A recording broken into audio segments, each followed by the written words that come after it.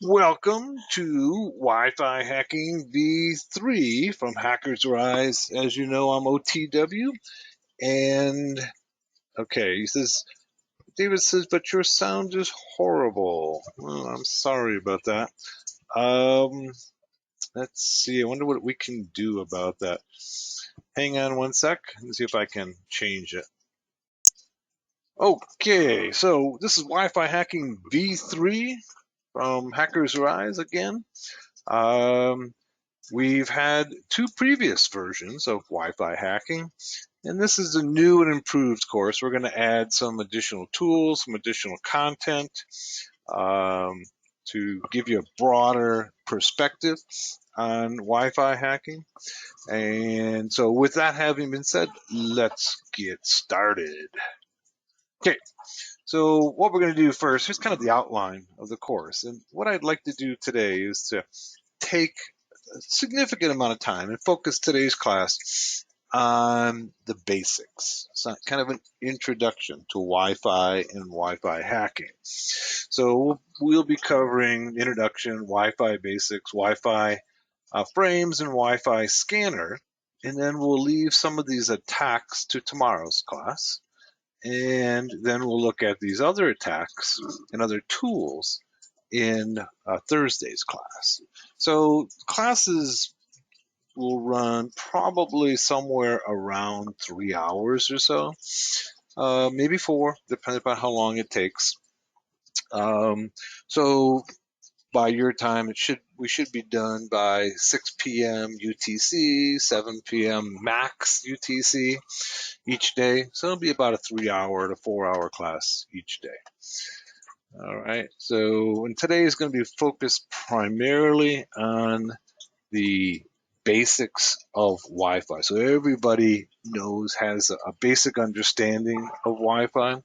By the way, let's go. I'm going to skip out of here, and I'm going to go to my Kali, and here's my Kali, and we're going to open up a terminal. All right, and you can't hear me now. You can't hear me. Okay. Let me check my audio. Now it's fine. Okay, there might be a little bit of lag there, David. All right, and look, it might be on your end because I usually, if there's problems on the network connection, I get a GoToMeeting gives me a indication that says that there's a problem, and I'm not getting any. I'm getting a good, strong connection. All right. So, anyways, we're on Kali. This is Kali 2020. You can basically run whatever Kali you want. I'm using Oracle's VirtualBox. Okay. I'm also using an alpha adapter, a USB external alpha adapter. One of the things that people who are new to Wi-Fi hacking don't recognize is that the Wi-Fi adapter that's built into your laptop or into your desktop, whatever it happens to be, generally is inadequate for doing Wi-Fi hacking. Okay, so to do this well, you're going to need to go out and buy what's called an aircrack compatible Wi-Fi adapter. If you go to aircrack.com, you'll see that they have a list there, and mostly it's by the chipset. What I would recommend is simply go and purchase an alpha based. The alpha is the brand, and they all work really well with. You got an alpha, good, David. That's what I'll be using as well as an alpha.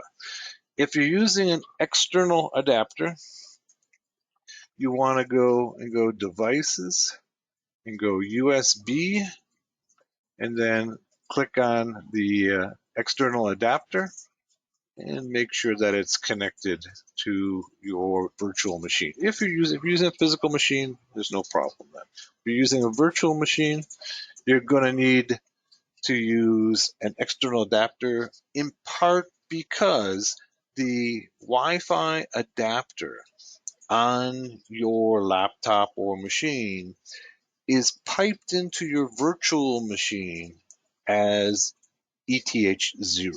okay, as an Ethernet connection. So even if you have a Wi-Fi adapter on your physical machine, okay, that's capable of doing Wi-Fi hacking, you're still going to need an external adapter in using a virtual machine. So let's start off by simply going sudo ifconfig and give Kali its, and you can see that I have, this is actually a Wi-Fi connection that's then piped through my virtual machine as ETH0. I have a second Ethernet adapter as well. I have my loopback adapter, and then you can see I have my WLAN 0. If you're not using a Debian-based Linux, you might have a different name. And even if you are using a Debian-based, you might see WLAN 1, WLAN 2, WLAN 3 for your external adapter. Okay, generally it's going to come up as WLAN 0. All right, so if you have all of that, you're in good shape for this class. All right, let's go back to our presentation then. So this is what I'll be using. All right, I have almost identical to this one right here. You can use many others. There's a lot of them on there. If you go to aircrack.com, I'll pull it up on the screen for you. Give me a second here.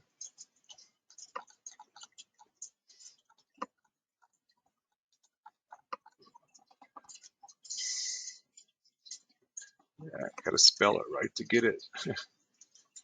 I don't know why I always spell aircrack incorrectly.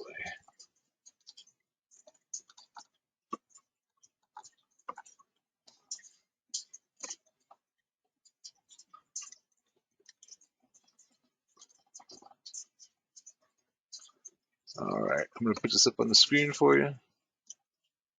This is aircrack NG, and aircrack NG is the software for doing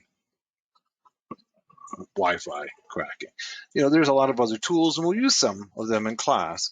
But basically, what these guys have done is built the command line based cracking tools. They've been around for quite a while, and almost no matter what tool you're using, it's usually got aircrack NG underneath it. All right. So, like in class, we'll be using Wi-Fi, for instance, and Wi-Fi uses aircrack underneath its GUI. There's other attacks like the PMKID attack that do not use aircrack, but that's more unusual. That's a whole different type of attack. Also, notice on this web page, you should see compatibility right here. Okay. And if you're seeing if your adapter, okay, will work, you can go here, and it's a little easier to understand than it used to be. Okay. Says there are two manufacturers involved with wireless cards. The first is the brand of the card itself.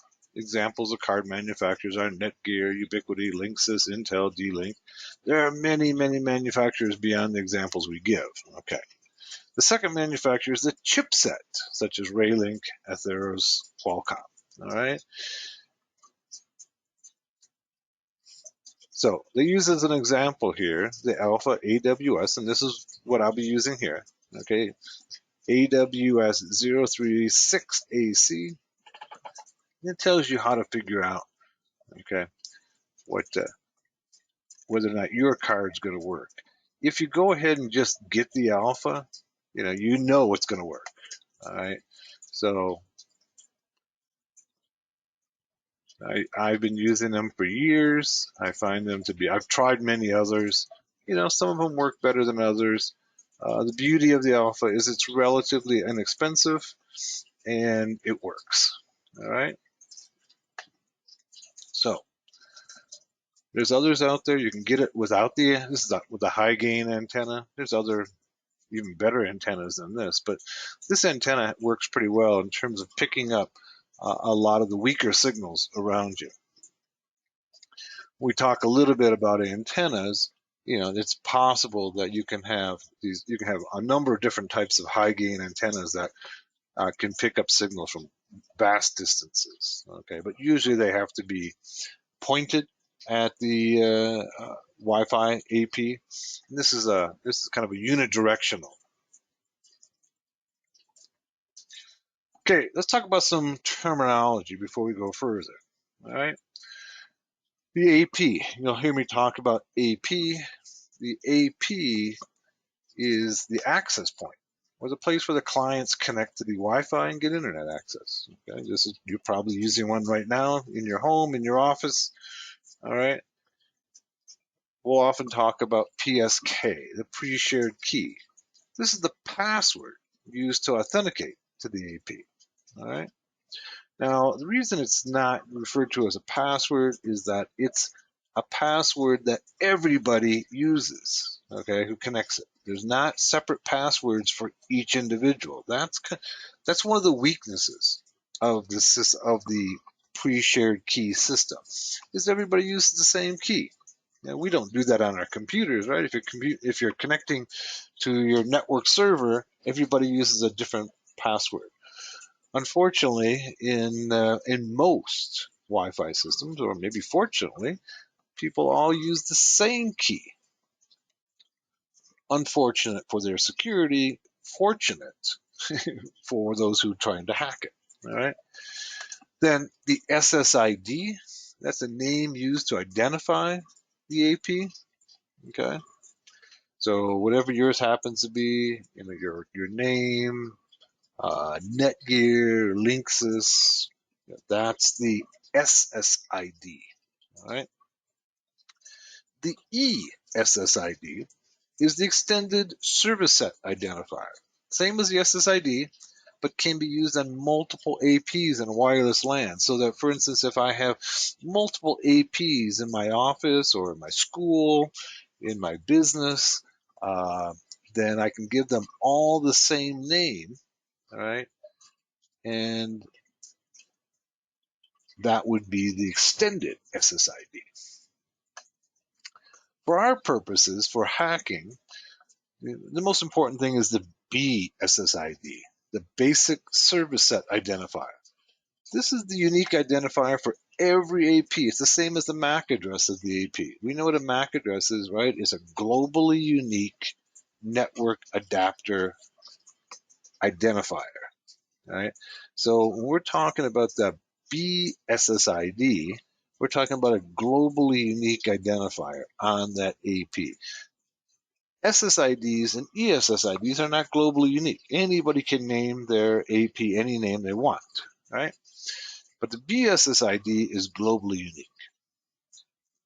Channels, Wi-Fi operates on channels 1 through 14, but it's limited to 1 through 11 in the US. Now, depending upon what country you're in, yours may be different. Most of the APs, all of the APs and the Wi-Fi adapters in the US are limited to 1 through 11 by law, right? But in other countries, there's 12, 13, and 14 that are also available. This can be an important way of obscuring, say, a rogue access point. Okay, say in your country, say that you're limited to channels 1 through 11, right? And you set up your AP to operate on channel 13. Now, the administrators are not going to see that channel 13. We'll talk more about when we get into rogue access points. More terminology, power. Okay, the closer you are to the AP, the stronger the signal. Okay, that makes sense, right? The signal in the US is limited to half a watt by the FCC. And once again, depending on what country you're in, it may be more or less than this. Generally, it's going to be about a half a watt. Okay. Now, that's what the US limits, and your country may limit as well to half a watt. As a hacker, you're not limited to that. Okay, that may be an advantage that you can use against the system. So, for instance, if you were to turn this up to, say, 2 watts, all right, on your system, By increasing the power to 2 watts, you're going to be the strongest signal around. Your AP will be. Now, that can be really useful in, say, in an evil twin attack. An evil twin attack is where we have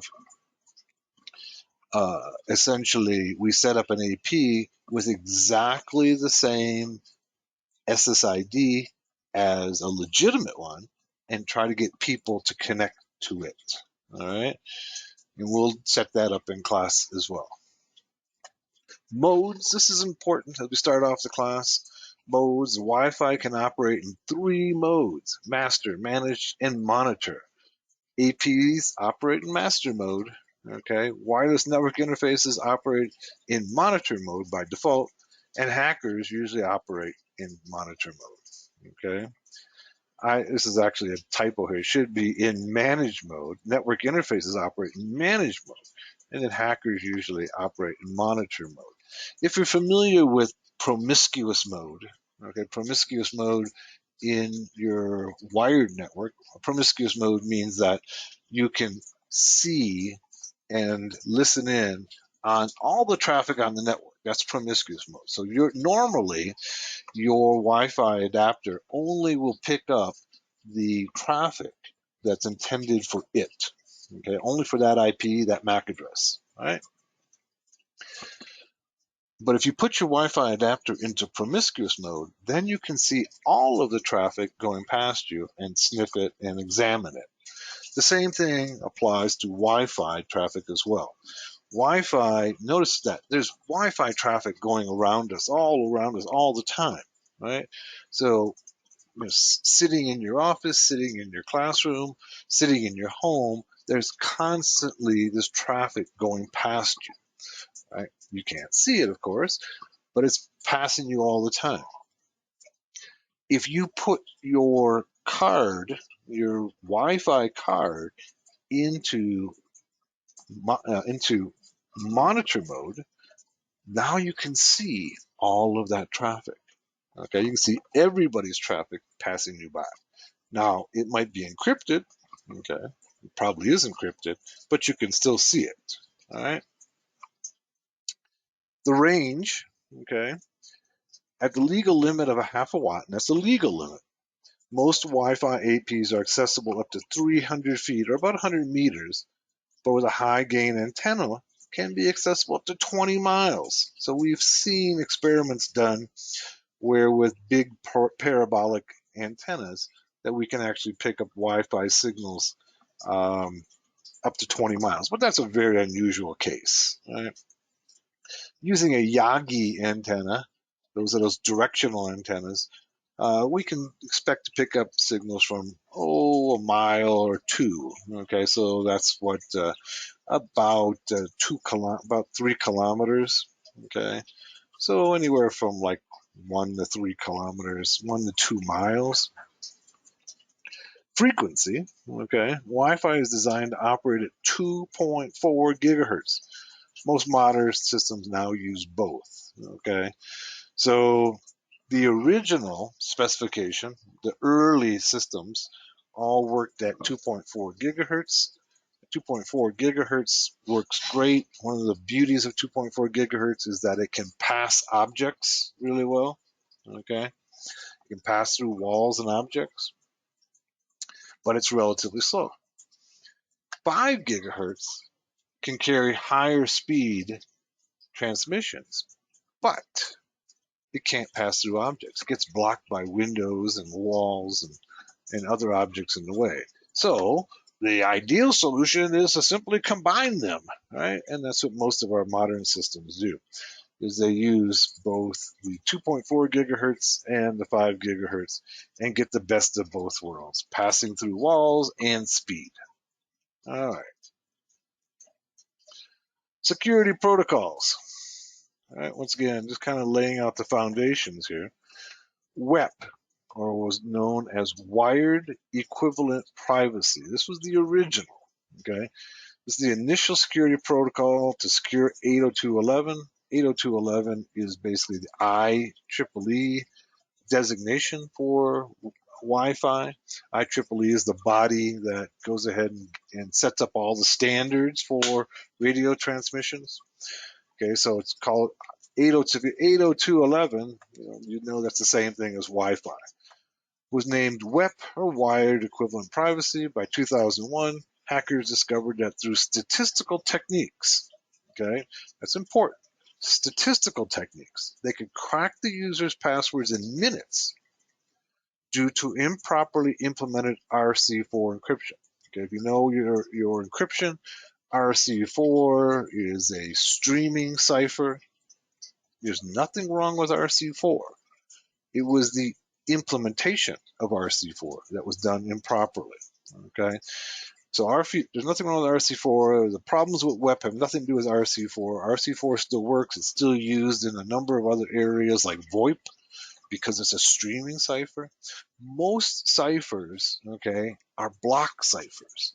So they take a block of data and encrypt it and send it along, okay? But RC4 takes every bit or byte and encrypts it and sends it along. That makes for smoother, like we're probably using RC4 right now for my voice, right? RC4, this is a VoIP transmission, a voice over IP transmission. And if I were using a block, it would be very choppy. It might be choppy anyways, right? But that's more has to do with the network connection, okay? But RC4, because it's encrypting every byte, therefore it gives you a transmission that is smoother and less choppy in voice communication. So that's what was being used initially. Nothing wrong with RC4. It was the way it was implemented. The IEEE had to quickly find a replacement as fast as all the Wi-Fi APs were left without security at that point. Few of these access points are still in use today. I still see occasionally one around. Okay, David says it's not choppy at all anymore. That's good. All right. So both our network connection and our RC4 are working well. So, anyways, so this is 2001. What's that? 20 years ago now, right? So we first got wireless in the late 90s, 96, 97. It first started coming out, and almost immediately it was determined that it was insecure. All right. So the IEEE had to come up with a patch, essentially, very quickly. Okay. So in 2003, IEEE created a short-term fix that they called Wi-Fi protected access. Okay. The key part of this new security protocol was that it did not require replacing the existing hardware. So that was one of the keys, is that they didn't want to have to replace everybody's hardware, because if they did that people wouldn't do it. They've already invested whatever they have, $100 or $50 into a Wi-Fi access point. If they created a new protocol that required that everybody replace their access points, it wasn't going to happen, right? And so what they did is that they tried to come up with a solution that made these systems more secure without having to change the hardware, right? And so what they did is they came up with basically a firmware update. And basically what it did is it also relied upon RC4, so it didn't change the encryption, okay, but added some additional features, making the pre-shared key more difficult and time-consuming to crack, okay? One of the limitations of the first APs is that they had chips in them that were relatively weak, right? So we couldn't put in, a stronger encryption algorithm, but we could put features into the encryption that made it more difficult to crack, more time consuming. These features included making the IV, the initialization vector, longer from 48 to 128 bits. So over here in WEP, our initialization vector was only 48 bits, very small, okay? So they increased it to 128 bits, okay? They ended up putting in the temporal key initialization protocol, which generates different keys for each client, okay? So basically each client is going to be slightly different. And it has a message integrity check to make certain the messages have not been altered en route. So basically it eliminates the possibility or makes it more difficult to do a man-in-the-middle attack. Then we ended up with WPA2, which is what most people are using today. All right, the WPA2 802.11i standard was initialized in June of 2004. So it's been around now, some 17 years. WPA2 uses the counter mode with cipher block chaining message authentication protocol, which requires a more powerful integrated circuit, a chip, okay, commonly known as CCMP. This new protocol was based upon AES, okay. You should be familiar with AES. AES is the generally accepted strongest encryption that you can get, okay. For authentication and encryption, CCMP was more processor intensive. That's why we needed a new hardware with more powerful chips. So most APs had to be replaced with more vigorous, okay, hardware. WPA2 supports both personal and enterprise modes. We'll be working on the personal side here today, not the enterprise. The enterprise side is a little more difficult to crack. Basically, it uses a back-end radius server. So everybody has, like your computer system, when you log into your network server, everybody has a different password to log into WPA Enterprise. You can see right away the strength of that. Okay, everybody has a different password rather than everybody have the same password. And if one person knows the password, everybody knows the passwords. You know everybody's passwords. So when using the personal mode, the PSK, the pre-shared key password is combined with the SSID to create a pairwise master key. All right. So essentially, let's talk about this a little bit. The pre-shared key, right, is then combined with the SSID. So if the name of your SSID is Netgear, okay, then those two are going to be combined, the password and the name of the SSID, to create a master key. The reason for doing this is to basically defeat rainbow table attacks. Rainbow table attacks are where, as you know, are those attacks where you basically can take a hash and go and compare it to the hash on a rainbow table, and you find the match, and then you know the password, right? With the SSID being essentially salted into the password, then you would have to create a rainbow table for every SSID out there to create rainbow tables, which becomes a huge task. Okay, this is why when you buy an AP today, it comes with a unique SSID. So initially, you could create a rainbow table. So when Netgear created their APs, then it was possible to create a rainbow table with all the possible passwords or common passwords, and then salted with the word Netgear and create a rainbow table. Now, because the APs are all unique, right, then that makes the hacker's job more difficult. Not impossible, but more difficult. Okay, Sej has arrived. Yay! Welcome, Sej. We're just kind of going through some of the basics here. All right. So this salting makes it more difficult to come up with, to crack the passwords on these systems. This is why you should have a unique name to your AP. Otherwise, you're making it easier on attackers. All right. The client and the AP exchange messages using the PMK to create a pairwise transient key.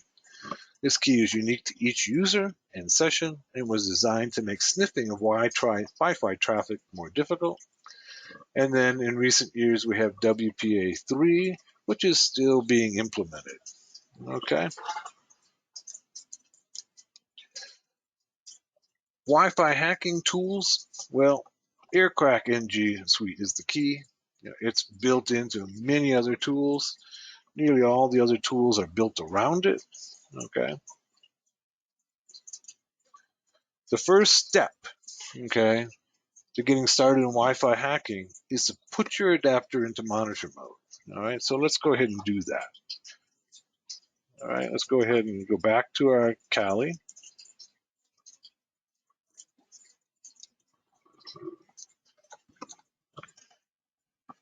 And let's go open up over here. You can see we have WLAN 0. All right. Also, I just want to show you a couple other commands that are useful working in Wi-Fi. So, for instance, of course, you can use the ifconfig, and you can see that lists all the interfaces. Specifically to Wi-Fi, we can use the iwconfig. And of course, it's going to come back and tell me, no, command not found because I didn't use sudo. All right, iwconfig, give it my password. And you see it shows me just the wireless. It shows me all of the adapters, but it says there's no wireless extensions here. Okay. And then I can also go iwlist, sudo, iwlist. And you can see here's the help screen here. And let's go sudo, iwlist, and WLAN 0, that'd be our interface. See, all of the commands requires the interface, all right? And then scanning. And then it'll go out and scan. You can see the data starting to come up, okay? Actually went through and got them all already.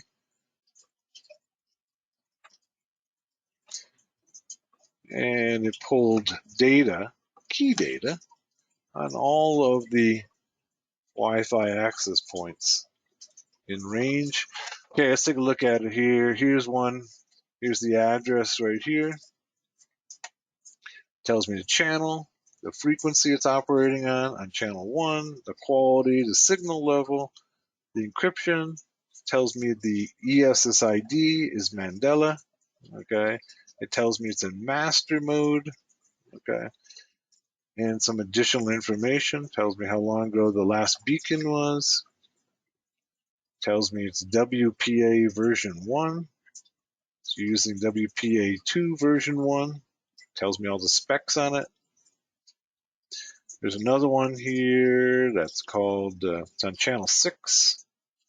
All right. It's also using 2.437 on channel 6, signal level, quality, encryption, ESSID. It's important to point out here a couple things. Okay.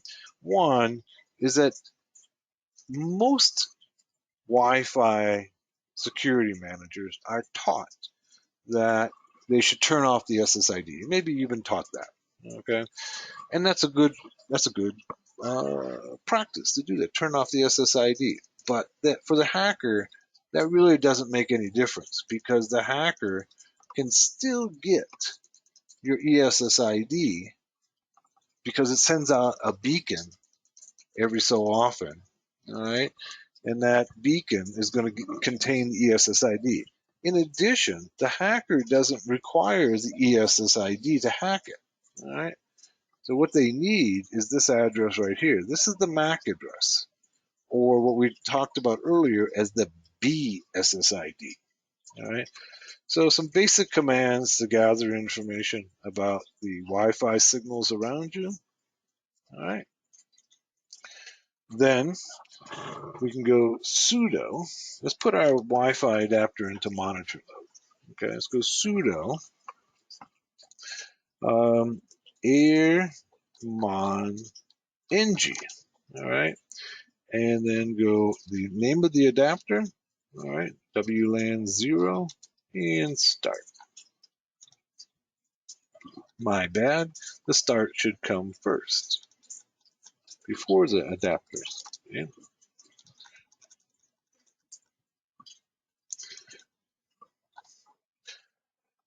And now it'll go through and put the adapter into monitor mode. Now, it changes the name of the adapter when it does that. Let's read what it has to say.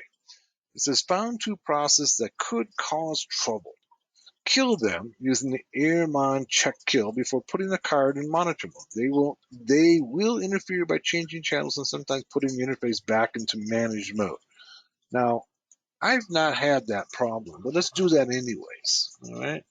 Sudo, okay, airmon ng, and then it goes check kill.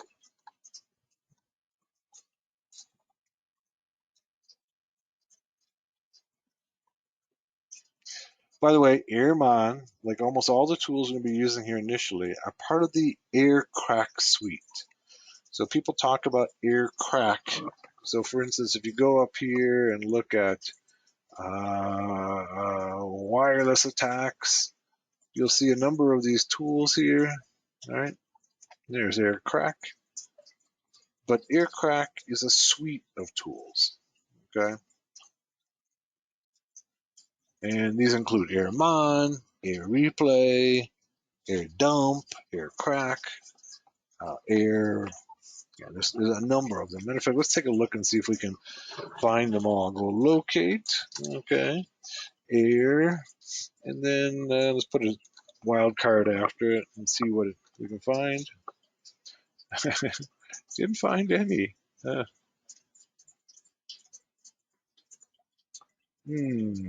didn't I find any?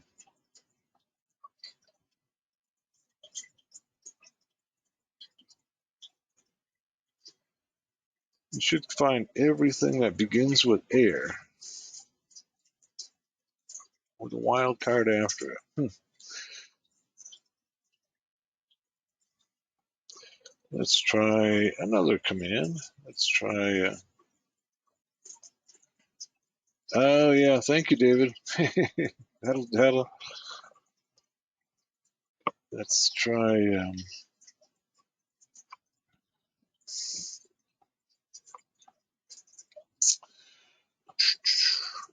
Yeah, so it's actually looking for air, and then. Yeah, thank you. Just use locate air. Yeah, that'll work without the wild card because it'll look for that fragment. All right, locate. My system seems to have locked up here.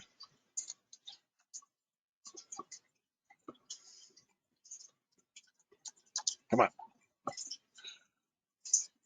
Something is lagging here. Come on.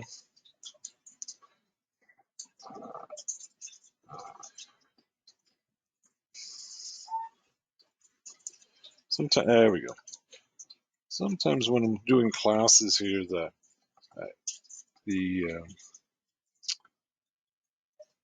GoToMeeting can use a lot of resources. Okay, locate air. Oh my goodness, we got so many options there. Okay, let's go up and look above here.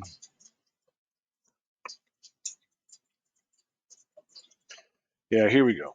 So air crack, air decap, air decloak, air lib.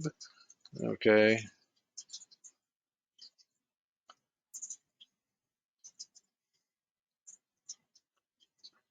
There's a bunch of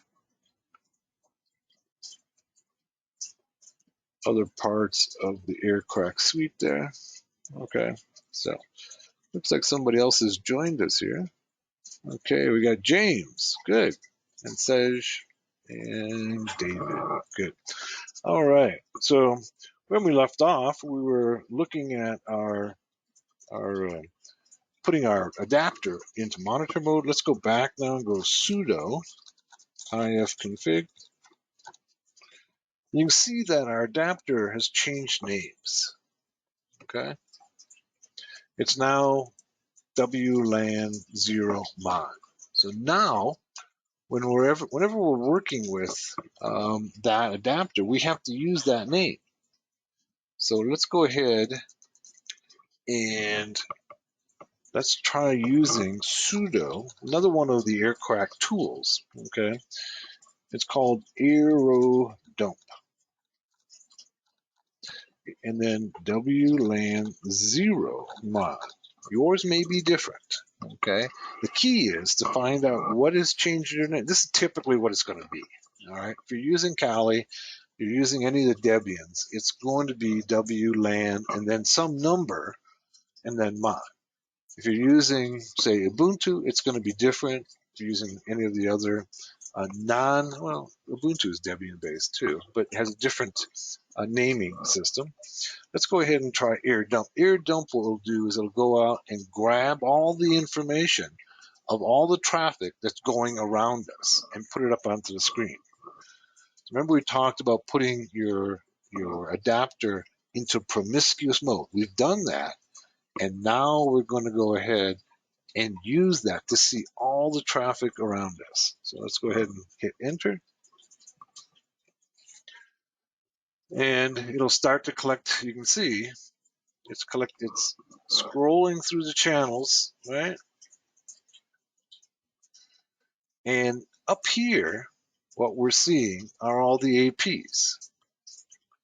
What we're seeing down below, okay, are the clients. All right, so if we wait a little bit, we'll see more information.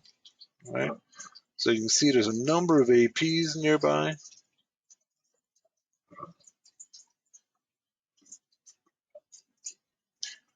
Let's give it a little time as it collects all the information.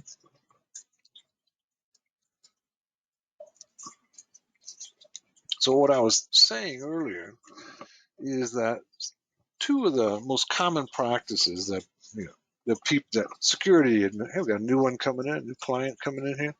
That security manager that taught is to turn off the SSID and possibly use MAC filtering.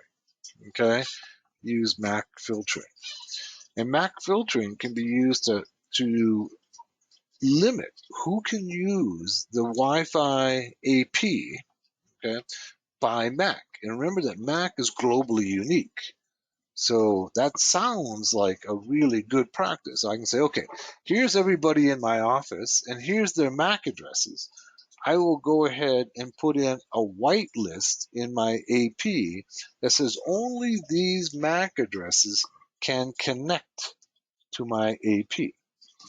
That's a good strategy, except that it's pretty easy for the hacker to be able to change the MAC address, okay, on their adapter to anyone that is already on the whitelist. And we can see the MAC addresses here of people who've connected, okay? So you can see, let's look at each of these, and I'll explain that further, all right? So here we have the BSSID, all right? That's the MAC address of every AP, all right? We got another one connected here, all right? So we got 4 clients, it looks like now. And you see that here we have 3C, right? This is the BSSID, 3C67. So we have these 2 clients, okay? This is the network adapters right here. That's the network adapters MAC address. So if somebody had put into place MAC address filtering, we can simply spoof this MAC address. We know that they are on the whitelist because they're connected. We can spoof that MAC address and connect to the AP. So yes, those 2 practices are good practices, but it's easy enough for somebody with some basic skills to be able to overcome them, all right? But it'll keep out the honest people. It won't keep out a good hacker. Let's go back through this information. MAC address of the AP, you see all of them here, they're all globally unique. The power, the number of beacons. Now the beacons is a frame that is sent out as from the AP. And that beacon includes all the information you're seeing. Basically what we're doing is we're grabbing the beacon and getting information on the BSSID, the ESSID, and the security. So even if the SSID is turned off, the beacon still includes the SSID. Then we can see this one here, the number of data. This one looks like it's inactive, this one here. There's no data going across it. All right, and it's on channel 1, megabytes. The encryption is WPA, okay, CCMP, pre-shared key, and there's this ESSID named Mandela, okay. And then we see another one here. This one is more active, all right, and it looks like it's using WPA2, pre-shared key. And we can go through each of them here. You can see there is one here that's WEP, okay.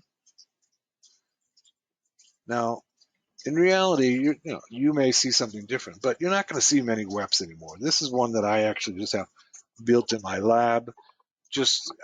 I kept old Wi-Fi APs around. This is one that I've had around for a number of years, and it's still using WEP. And that's just for this course. If you were to go into like a big city and just do a scan like this, you would probably find a few WEPs for people who just haven't bought one in 15 years or so. But it's becoming rarer and rarer. It used to be that I would go downtown to a big city and might be able to see 25% of the APs having a WEP. Not the case anymore. They're getting rarer and rarer. So this gives us all of the information that we need to hack these systems. All right. Here down below, we can see all of the clients. All right. These are the MAC addresses of the clients. And for instance, this one here, these two here, we're picking these up, but they're not associated with any, they haven't connected to any of the APs. This one here, for instance, has connected to right here, the Verizon. All right. This one here, okay, has connected to Magic Cabin, and the other one, that one just went away, and the other one had also, there we go. And we've got a couple other, these are associated with the LTE CPE.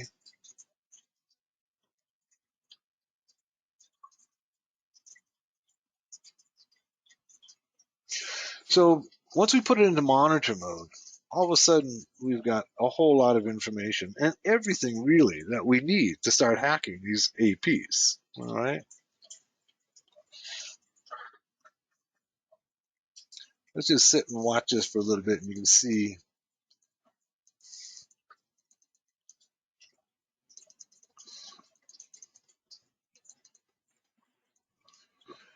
Now I mentioned you can see more of them coming on, more clients coming on. If I go ahead and take my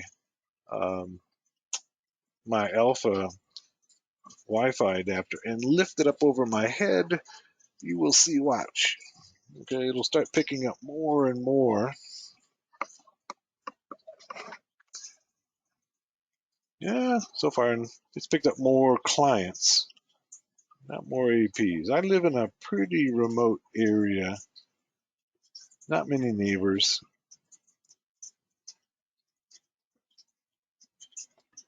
When you're in a big city, you'll pick up maybe hundreds of these.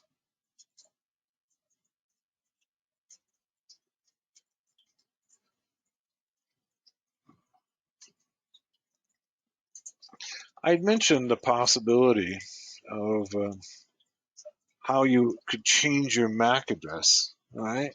So if somebody has, for instance,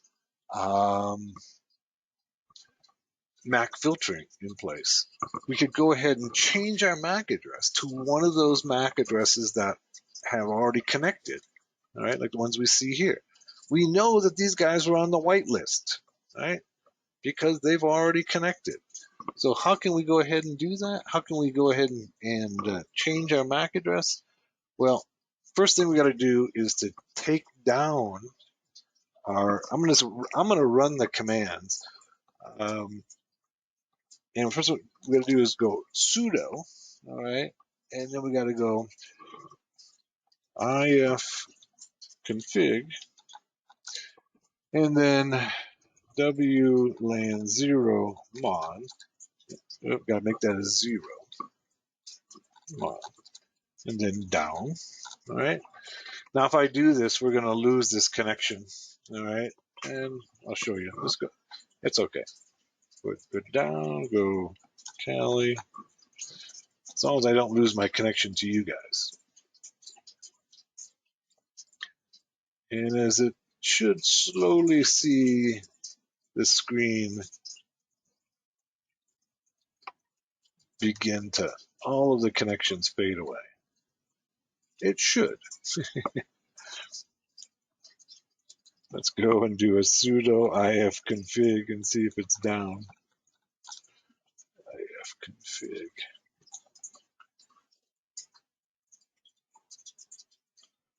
Looks like it didn't take it down.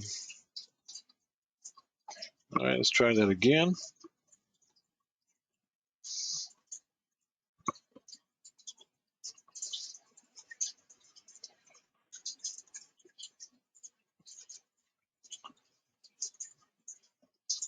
IF is not going to work. Let's try IF down.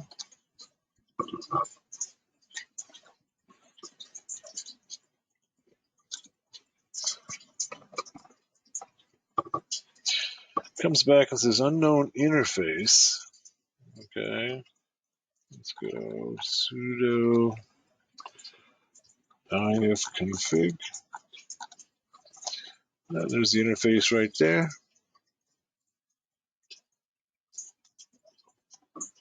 Doesn't want to take it down. Sudo ifconfig. We'll try different commands and see if we can get it to come down.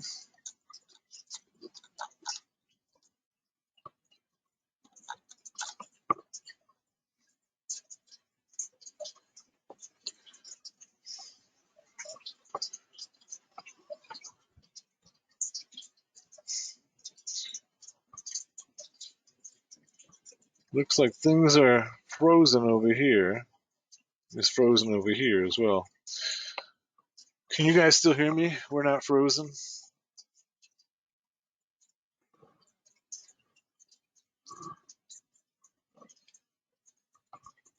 Yeah, okay, good. So we're not frozen. Just my virtual machine seems to be frozen right now.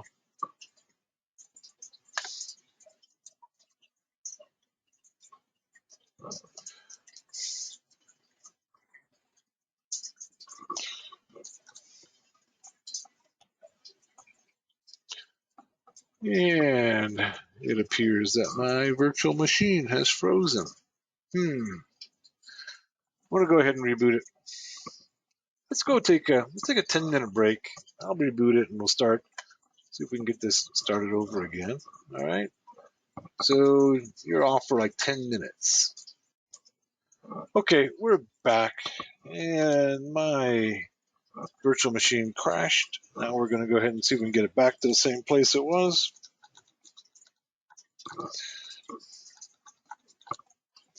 Okay, you can see that it's reverted to WLAN 0. All right, so we got to go ahead and go sudo sudo air mon ng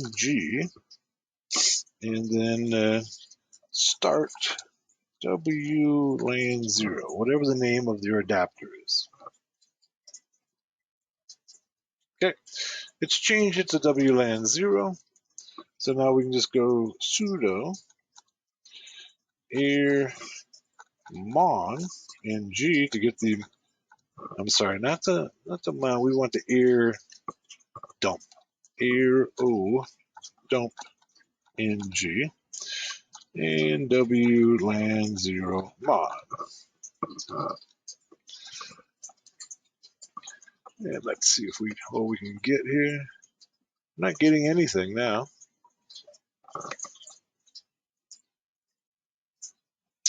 Let's close that down. Let's try again. All right, let's go sudo, see if we can figure out what's going on. First of all, let's make sure that the device is connected. I'm pretty sure it was. We saw it right there. Okay, it's connected. Go sudo ifconfig. There's our WLAN mon.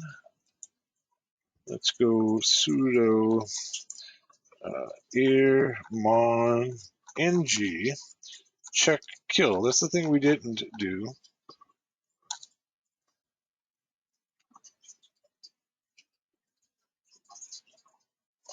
It's trying to kill, we're trying to kill the processes that were potentially causing us problems. All right, and then go sudo arrow dump. This is O and not a 0. Air dump ng, then WLAN 0 mon. And now we're not getting any.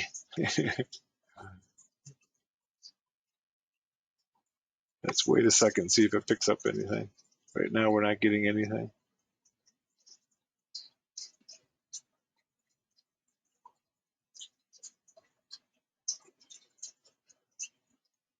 Now, one of the things that I have found in using VirtualBox, and by the way, I find that VMware's workstation is more reliable.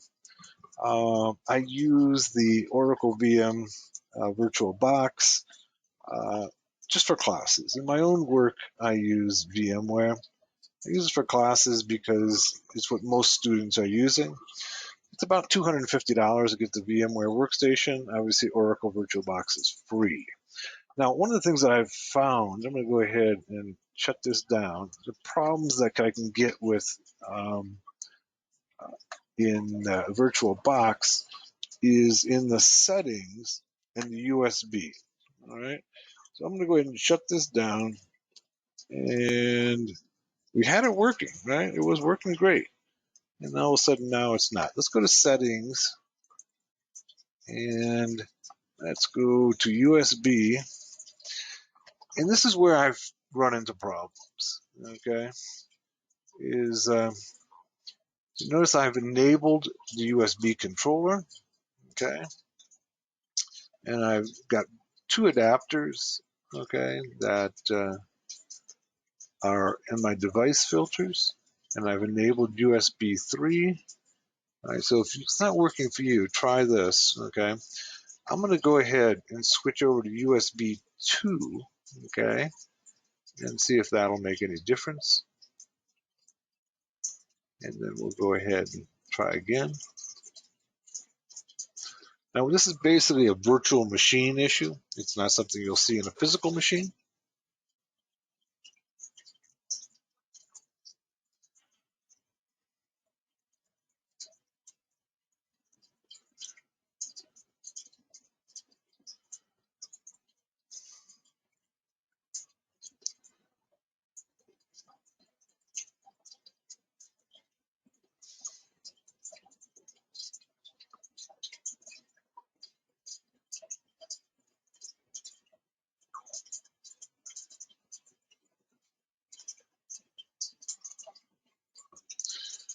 All right, let's go try again.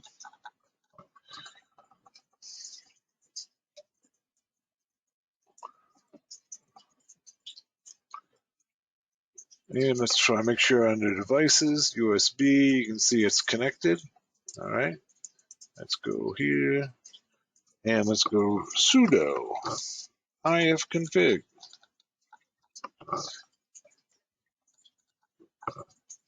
Okay, there's our WLAN 0. Okay, good so far. Go sudo air mon ng start and then WLAN 0, putting it into monitor mode. All right. There's our command. They're asking us to use the airmon check kill. We'll do that once it's done. Putting it into monitor mode is change its name to WLAN 0 mon. And now we're going to go sudo airmon ng And then the name of the adapter. No, we're gonna use the Airmon NG check kill before we go any further. Check kill.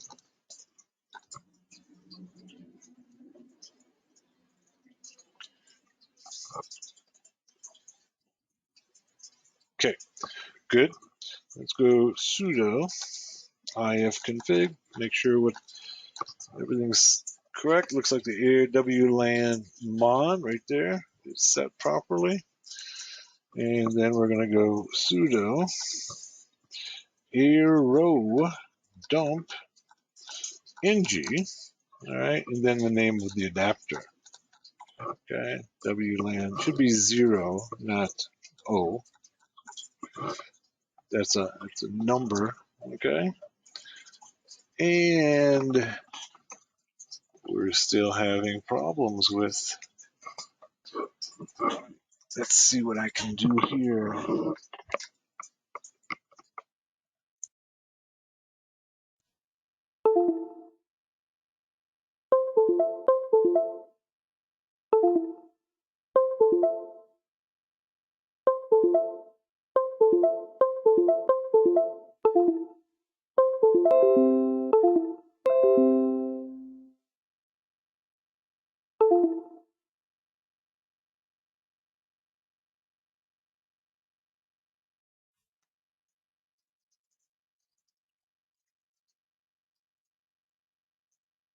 Are you guys still there?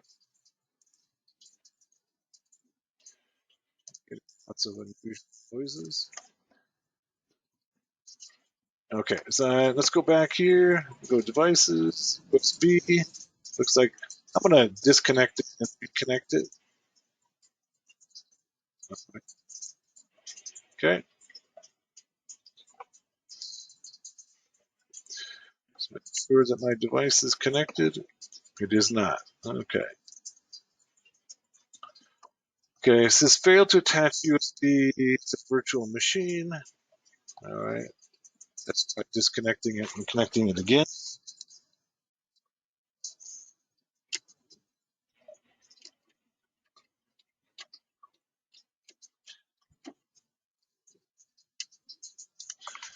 All right, let's try. Okay, tells me that. All right, let's go here. Go to USB. There it is connected. Looks like it is. Let's go and test. Let's go sudo ifconfig.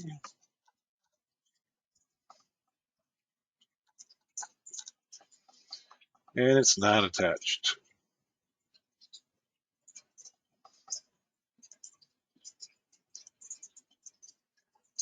Disconnect it again and connect it.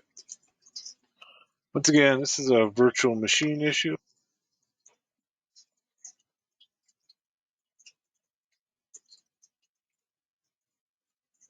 Looks like it's connected. Let's go ifconfig.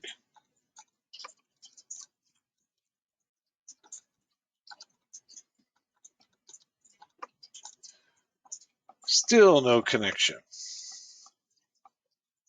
All right, one more possible solution here. Let's go back and change our USB settings again.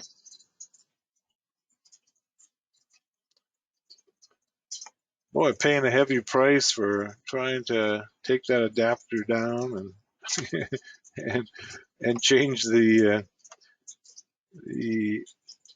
MAC address. I won't try doing that again. All right, let's go ahead and go change it to USB 3 again. Let's start it. Yeah, exactly. That's life. That's life in general, and it's particularly true in IT, and particularly true in virtual machines. Virtual machines are wonderful, but they do have their anomalies.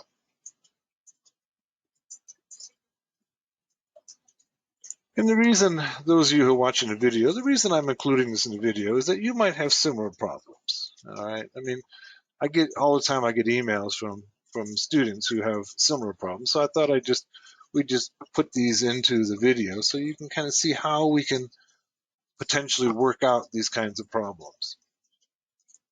And if you watch a video and everything works perfectly and flawlessly, that's not really how it works. Okay, there are always problems. All right, and you have to figure out how to get around them. That's part of doing IT. That's part of life. All right, I'm getting good signals here. Let's go and try USB. It looks like it's connected. Okay. Let's go back to sudo ifconfig. Yes. Okay. So at least for now we've got WLAN 0. That's a good sign. All right. It looks like we're going to have to keep it on USB 3 and not USB 2. It's not going to work under USB 2. Then let's go to sudo airmon ng. Let's go back and put it into monitor mode. I'm getting a nice flash out of my adapter. That's a good thing. If you're using the alphas, generally if they're connecting and communicating, you'll see a flashing light on it. And if you see that flashing light, you're probably in good shape. All right. Start WLAN 0. All right. And then let's go and do our check kill sudo airmon ng check kill any of the processes that might be interfering.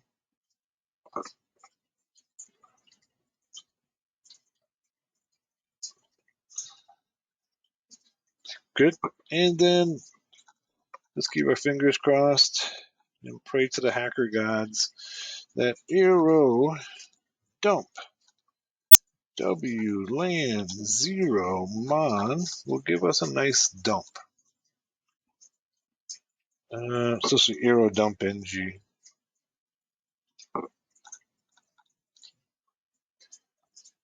And it's not appearing to cooperate. Yeah, you just start. David says he's got to restart his machine as well. This happens. So that's why I'm leaving this into the video so you can see that the problems that you experience are not unusual. All right. I am not getting anything from my adapter.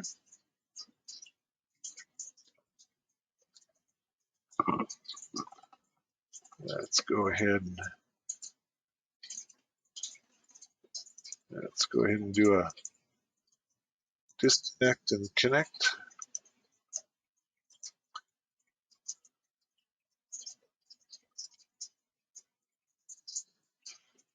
And let's make sure it's connected again.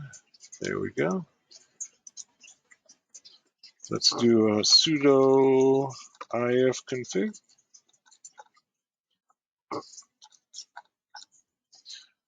No adapter.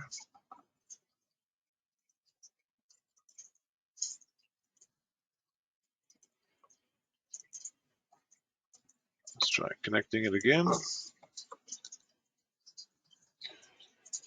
Still no WLAN 0.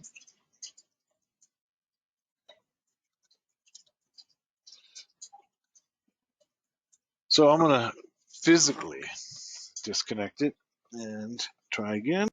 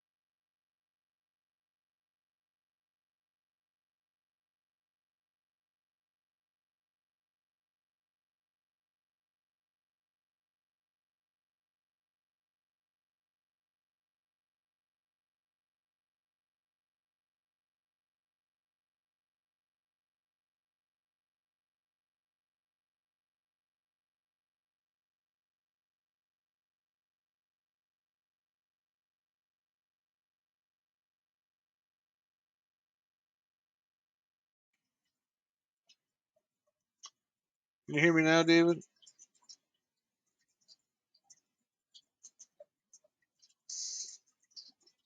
David, can you hear me? Okay, good. As I think I was saying when you couldn't hear me is that last time I taught this class a little over a year ago, I had similar problems with Oracle's VirtualBox. Um, I thought I had them all worked out before we started class, and we did. When we started class, it looked good. And now, so one of the options we have is to go to VMware. All right, let's go sudo. I just hate to do that because I know a lot of people don't want to purchase VMware. All right, if we can, okay, we've got it. All right.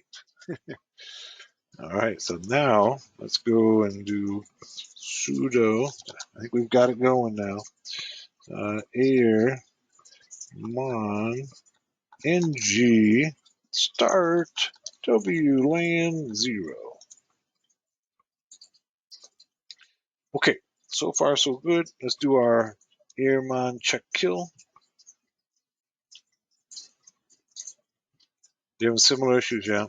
Okay. I don't have these problems with VMware. VMware works pretty flawlessly, but it's about $250, $300, and I said I know a lot of people can't afford that, so that's why I'm trying to do it on the free virtualization system. All right, so airmon check kill. Let's get those. All right.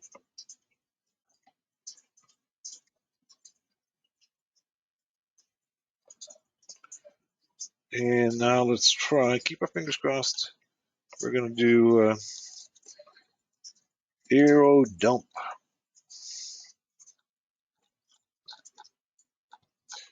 And then WLAN 0 mon 0, not O. Darn.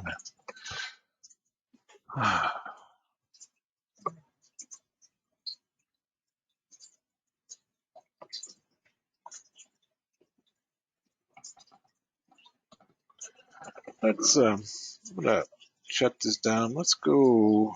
Remember we did the IW list. Okay, so sudo IW list. Remember that shows us all the APs in the area. Okay, IW list, and then our adapter.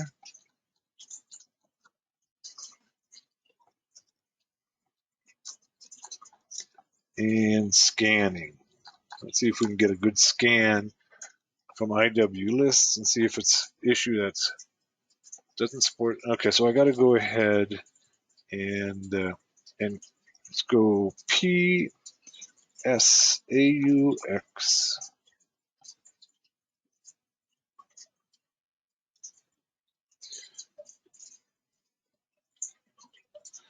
Let's go ahead and go sudo ifconfig, okay, and then WLAN 0.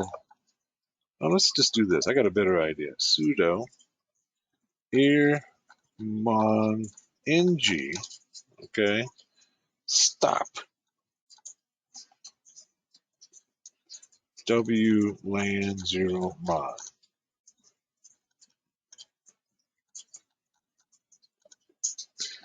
Okay, then go sudo ifconfig. All right, so now what it's done is it's disconnected the adapter entirely.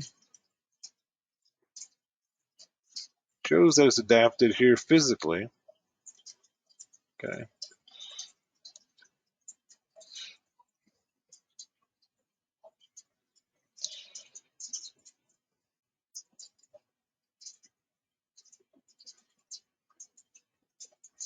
Let's go sudo ifconfig WLAN 0 up. Now let's do our sudo if. That did it. Okay. Now let's try sudo airmon ng start on WLAN 0.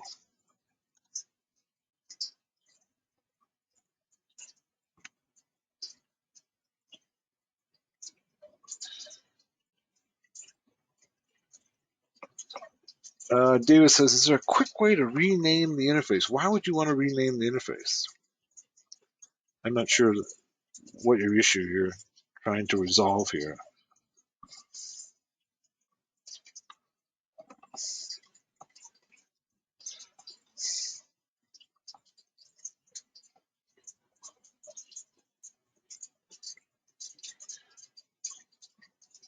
Yeah, you're just going to have to use that, David. Okay.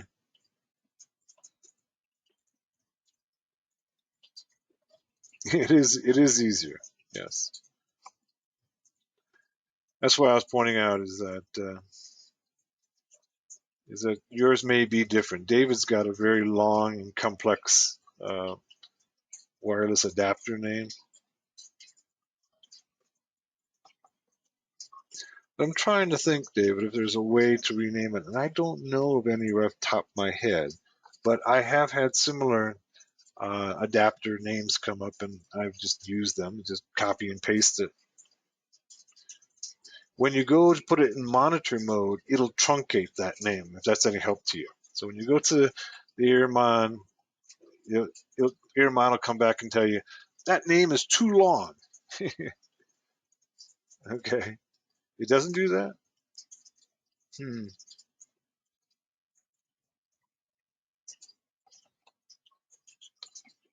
And my Earmon is hanging here.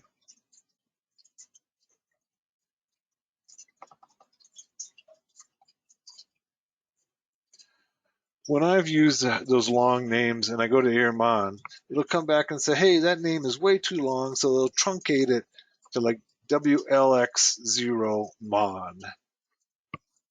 David's got one that's WLX00C0 CAA CF167. So if you get something like that, you know that that's not unusual.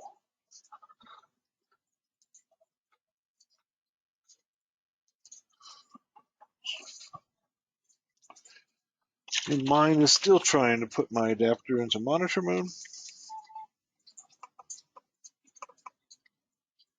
I think I'm going to kill this. Control C. Try again.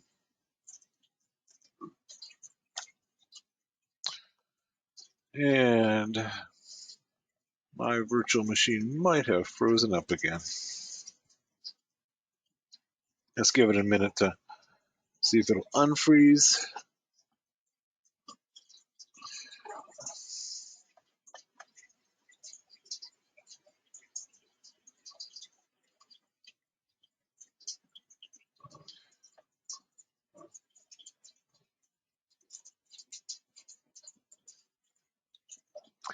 While we're waiting for it, I'm gonna show you some additional information that might be useful to you. All right, it probably, hopefully, will be useful to you in terms of Wi-Fi.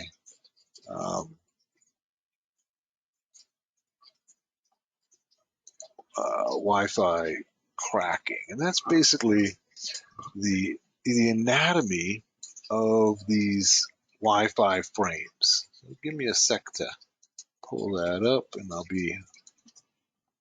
we'll wait for my virtual machine to get out of its funk.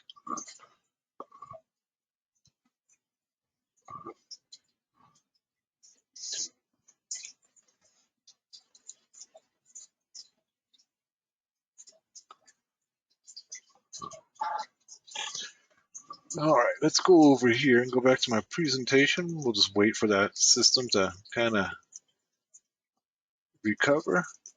All right. So if you're using the tools that are available to us. Okay, this is more information than you actually need. But if you're going to build your own tools, all right, then you need to understand the basics of the Wi-Fi frames, and that's what we're doing here. All right. And one of the things that we're adding to this class that we didn't do in previous class is go ahead and build ourselves our own Wi-Fi scanner. All right, so we're going to use some basic Scapy and Python to build our own Wi-Fi scanner. And you can see here, these are the Wi-Fi frames, right? And some of these frames are particularly useful to us, all right? So for instance, you can see here, there's a beacon frame right here, okay? And we can go ahead and use a Wireshark filter, WLAN, FC, type, subtype, and then the hexadecimal value 0x08. There's a probe response here. You see this one right here. You see it's a management frame. It's a subtype 101. There's a disassociation frame, right? So disassociation. Now we haven't talked about it yet, but it's possible to DOS a AP by simply using disassociation frames. And Aircrack has that capability, so does BetterCap. Okay, so what they do is that they send out frames that say disassociate. This is a normal frame that says I want to disconnect from you. Okay, or de-authenticate. Okay, these are both used, disassociation or de-authentication. De-authentication is more effective, and we can send these frames to an AP to knock everybody off it, and essentially DOS it. The authentication frame is here. All right. We can see some additional frames. All right. Some of the control frames.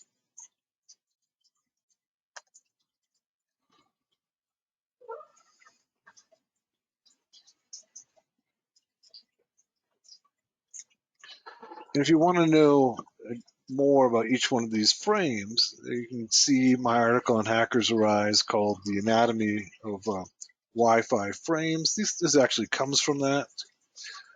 All right, and I've gone ahead and listed all of the frame types.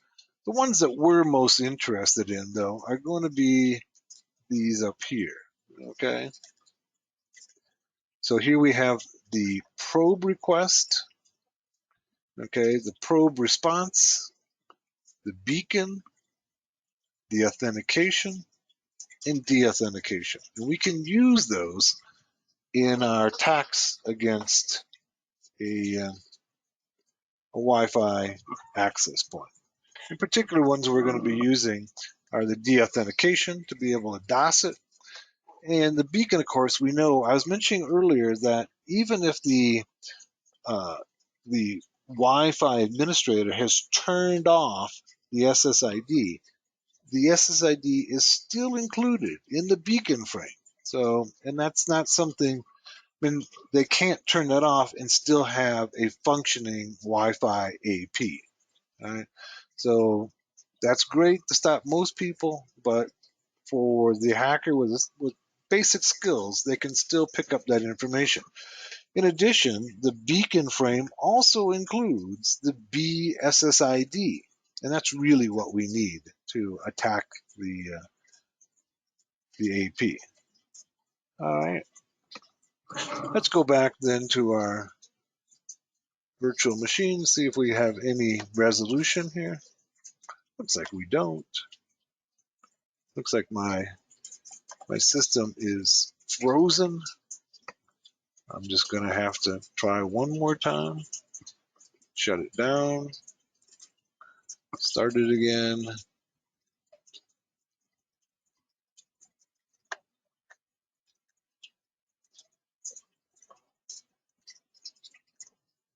All right, let's go back.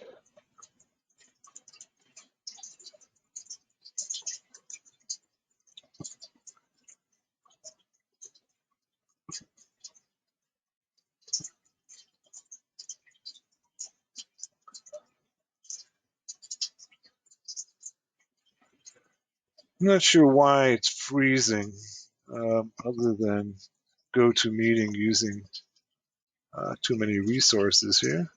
That's a possibility, because it usually works pretty well in the lab environment. Occasionally I'll have problems, but not like this.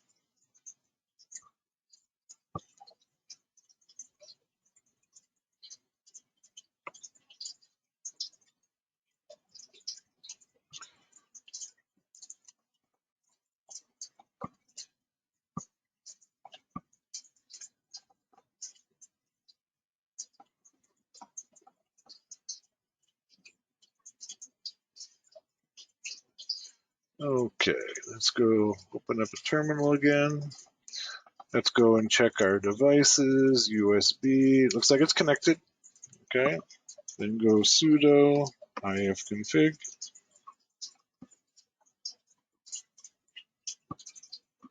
Good. All right, good so far.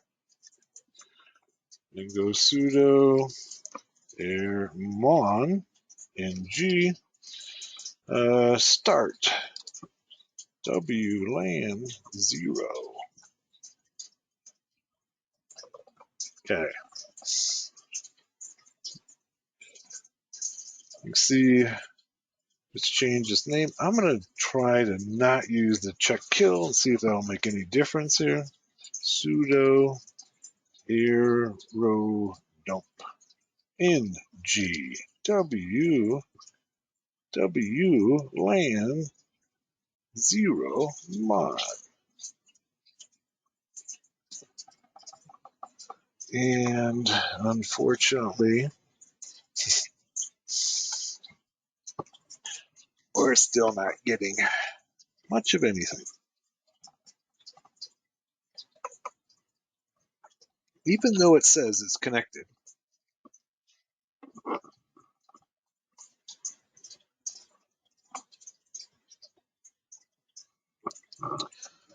Let's stop this. Let's go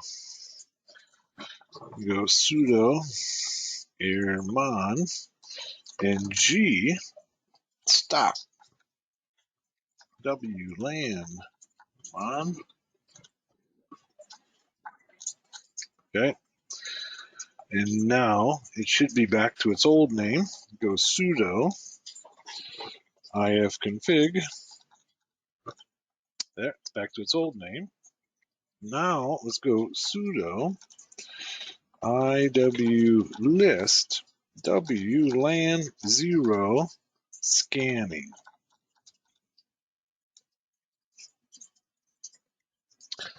No scan results. Sudo ifconfig. Looks like it's everything.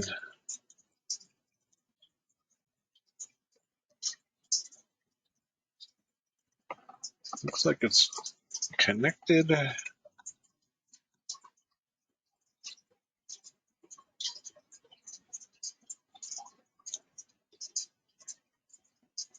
Still no scan results.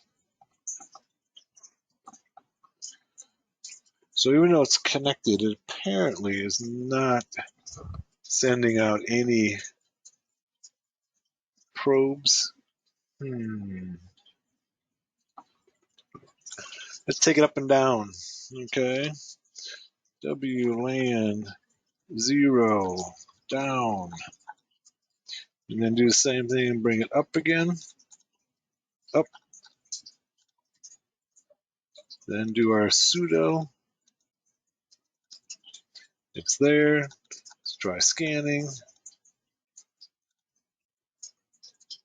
No scan results.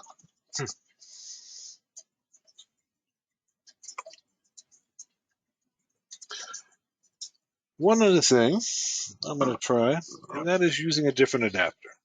All right, let's try Be right back. I'm going to grab another adapter and plug it into my machine.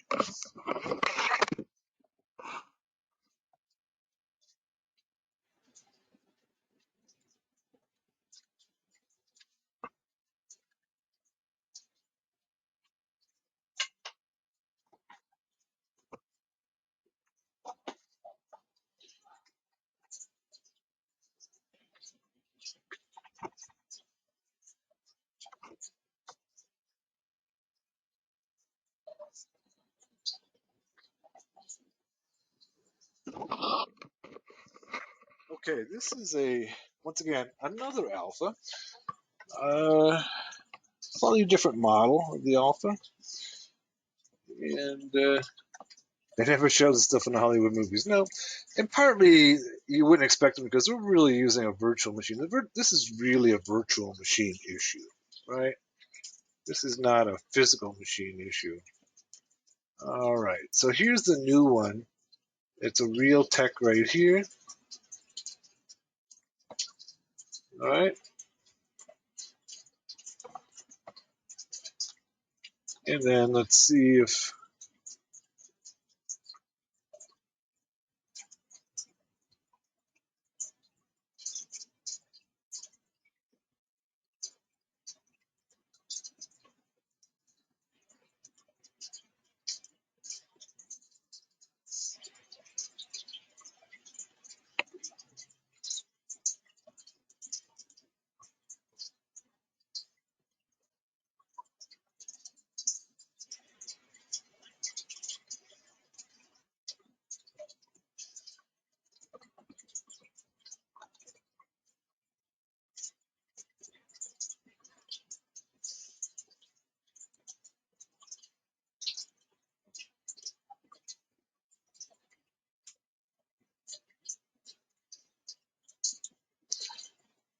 can you hear me? I think I did kick myself out temporarily.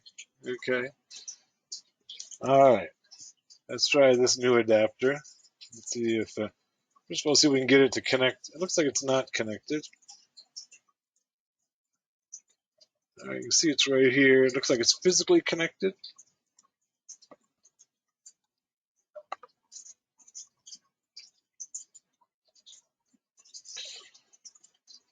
but it's not showing up in my IF config. Let's try rebooting this system with this new adapter. See if we can get it to connect. And if it doesn't, we'll just go on and do some of our build our Python scanner, and I'll work out the issues overnight.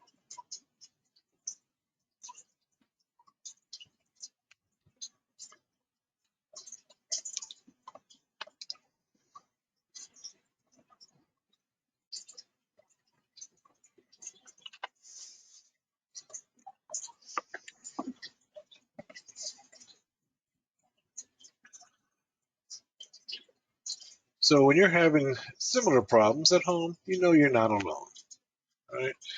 And these are Oracle VirtualBox issues. All right, these are not issues with your adapter. They're not issues with your operating system. They're issues with VirtualBox, unfortunately. And it's one of the drawbacks of using a free VM. All right, we're back up. Let's see if I can get this other adapter to connect. And USB. See, I've got two of them the same, which is confusing. All right. One of them I'm using to connect to you, okay, on my physical machine, and then one I'm connecting. So I gotta take a guess and see which one is the right one. I think it's this one. If I drop you,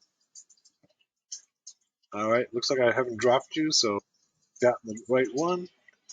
Let's go and look at USB. Looks like I've got it. You can still hear me? Haven't disconnected? All right, now let's go ahead and see if we can't get this one to work. Go sudo if config, and it doesn't want to. It doesn't want to connect.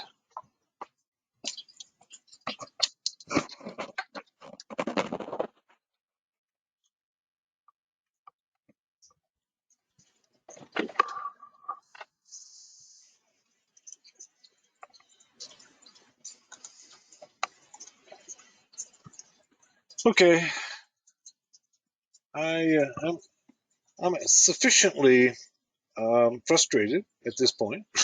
So what we're going to do instead is I'm going to show you the Python Wi-Fi scanner, and then what we'll do is we'll go ahead and I will either for tomorrow's class I will either get it working or I will use VMware's workstation.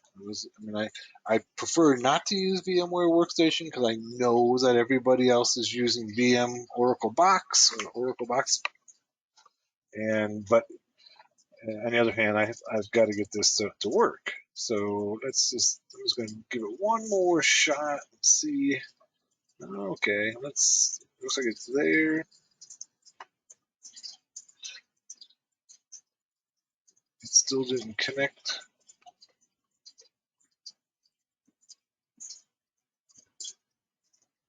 It says failed to attach the virtual machine. Okay.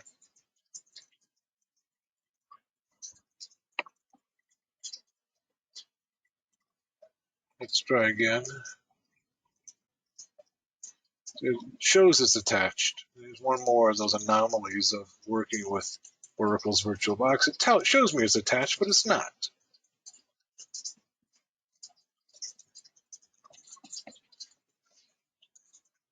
Nope, not attached.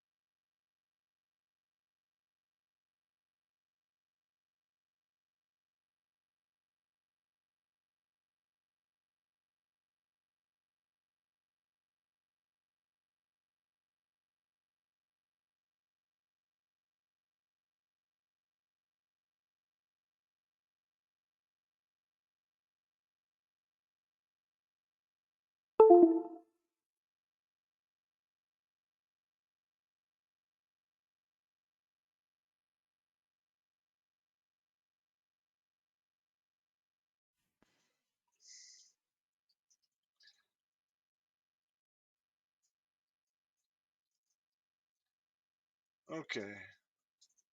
Can you hear me now? All right, good. All right. So what I was saying when you couldn't hear me, what happened is that I was changing the Wi-Fi adapters. I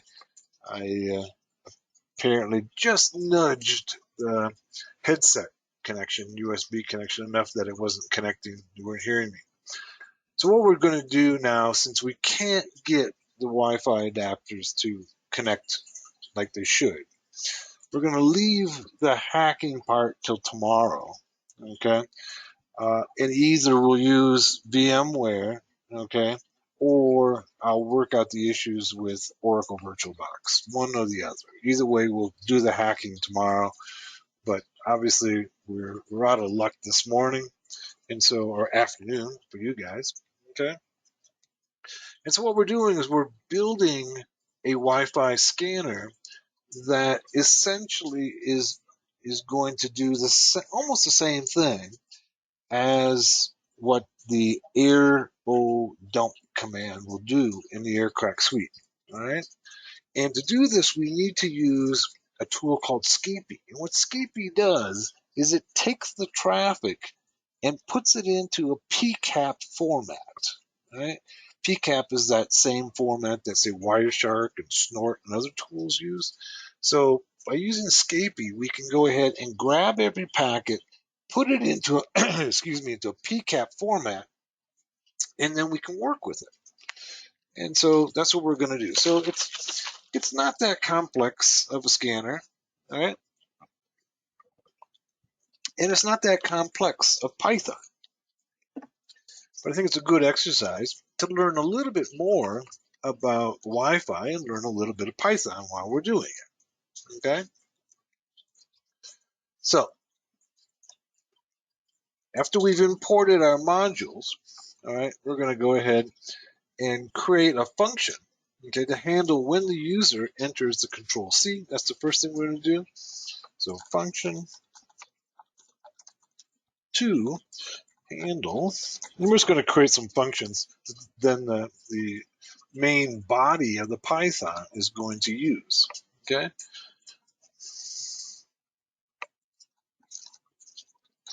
When the user enters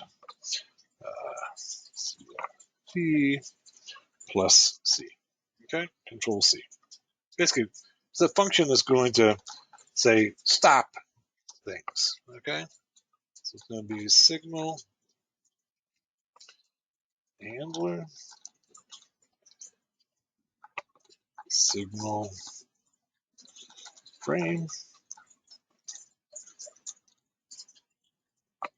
Now, in Python, the code blocks are basically indentation. So standard is to use like 4, either tab key or 4 spaces.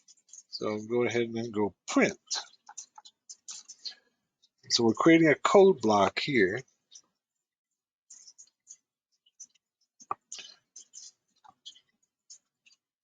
This is just a print statement.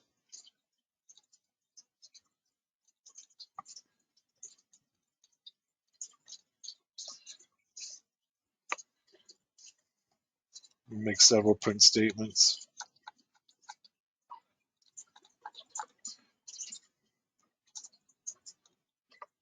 Execution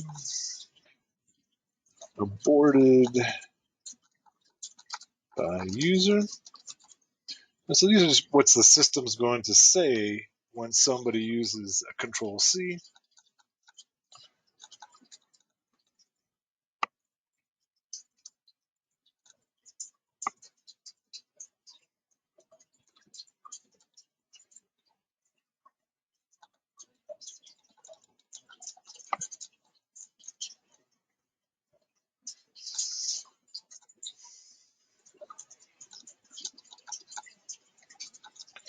Okay, and then we're gonna print. I'm sorry, we've got all the prints. I'm gonna do a OS, the OS module, OS system, and then it's gonna go ahead and do a kill -9, okay, which is the kill everything, and plus the string, okay, of the OS get PID, get the process ID, so it can kill it. All right, let's see if we got all our parens set up. One here. Looks good. All right. And then sys exit.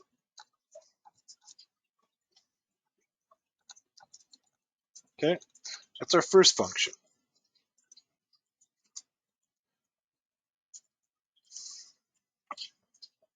Then we're going to create a function to exit.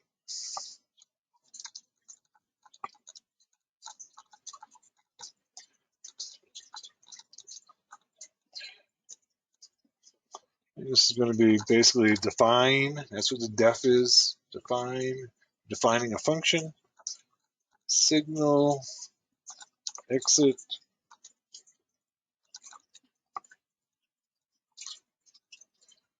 And it's going to be signal frame. And then we're just going to go print.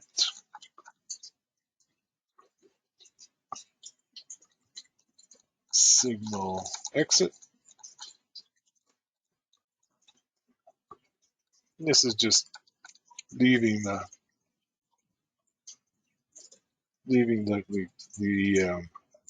scanner, and then we're going to do a sys exit.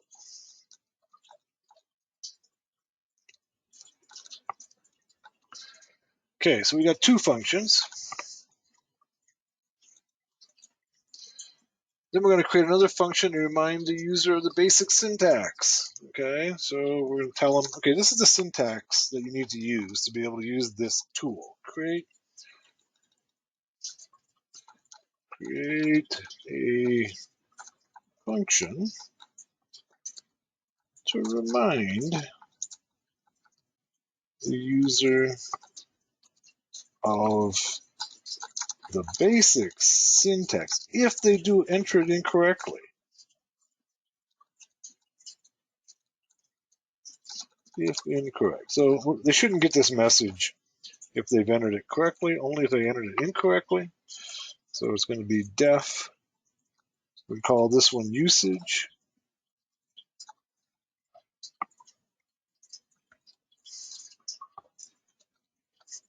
Okay, if the length of system argument is less than 3,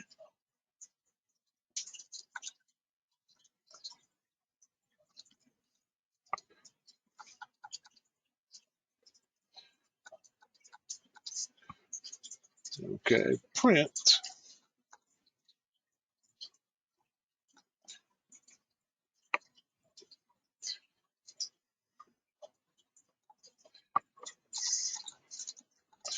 usage. Basically, it's going to print a new line and say usage, okay? Then print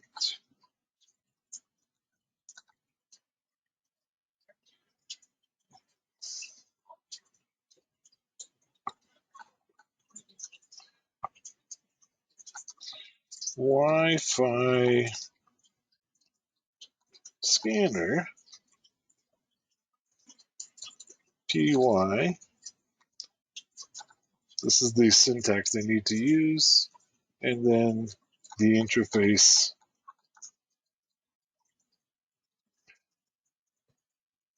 So it's just kind of a usage statement saying this is the proper usage if you've entered it incorrectly. All right, and then we'll do a sys exit. It's again relatively simple. I missed the opening bracket. Okay, yeah, and the print statement I did. Thank you. keep me honest here. All right, we'll keep on going here, building our Wi-Fi scanner. So this is the key. This is the key element here. This is sniffing the packets. Okay, so we're going to go ahead. Go create a function. It's going to go ahead and create the packet sniffer. All right, we create a function to sniff packets, and of course, this is going to be using Scapy. It's going to define. We're going to call this one sniff packets.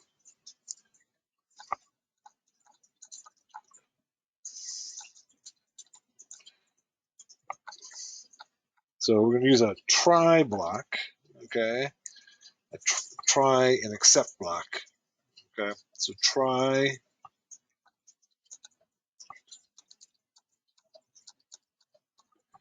We're going to go ahead and go source. We're going to get the source MAC. All right, is equal to packet, very first packet.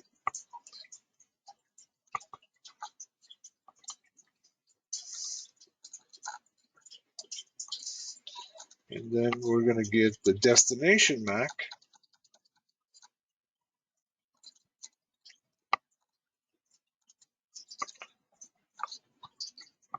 And that's going to be packet, it's also from packet 0.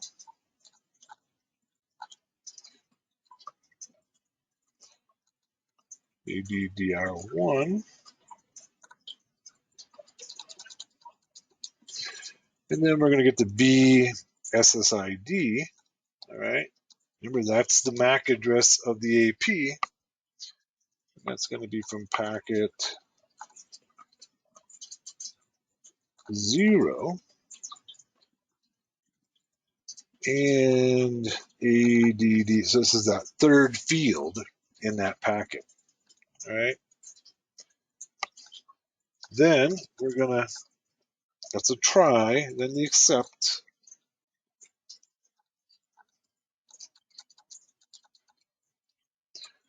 We're going to do some print statements, okay, if there's an error, okay. And we're going to say print, okay, cannot read MAC address.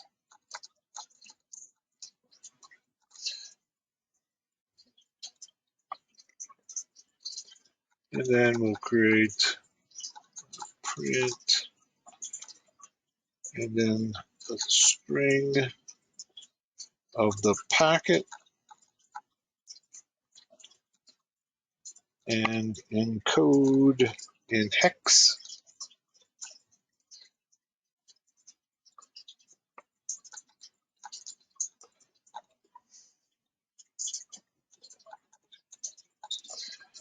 And then we'll exit. Sys clear.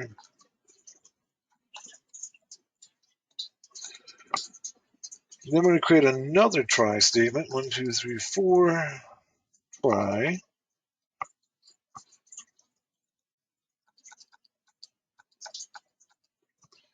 This is going to be SSID size is going to be equal to packet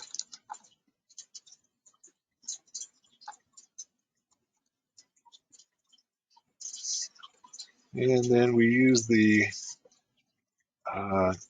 dot 11 ELT. This is from the Scapy. Okay, so we're going ahead and getting the packet, the SSID from the packet capture from Scapy. And length, we're capturing the length of the SSID first, and then the SSID going to be equal to packet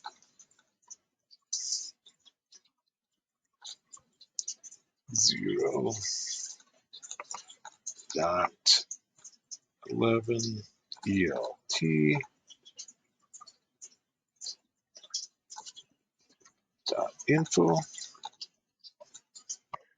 and then we'll do our accept.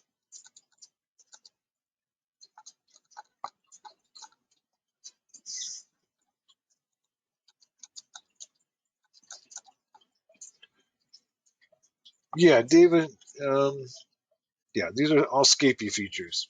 Okay, Scapy is a really powerful module that you can use in Python that basically takes packets and puts them in PCAP format, and then once they're in PCAP format, you can do all of these operations on them to pull the information out of the packet. That's what we're doing here.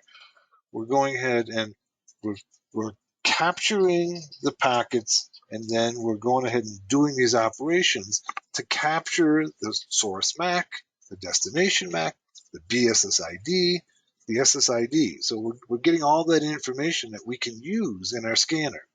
So good question. But yeah, Scapy is really powerful in creating these features. Primarily what it does is it allows us to manipulate packets, okay? And it's a module in Python. SSID then is going to be equal to, and so building a scanner, we need the Scapy. We could build it without Scapy, but it'd be a lot more difficult.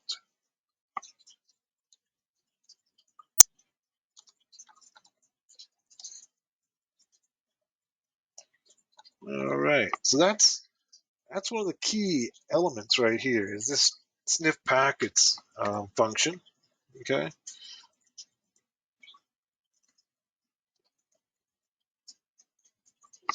Now, as we saw earlier, okay, we're looking for, we talked about the anatomy of these frames. We talked about the beacon frame, okay? So one of the things that we need is that beacon frame. The beacon frame is going to have the key information that we want. So let's go back, and I'm going to put that back up on the screen for you and show you what we're talking about here. Let's see if I can find that slide for you. Here it is.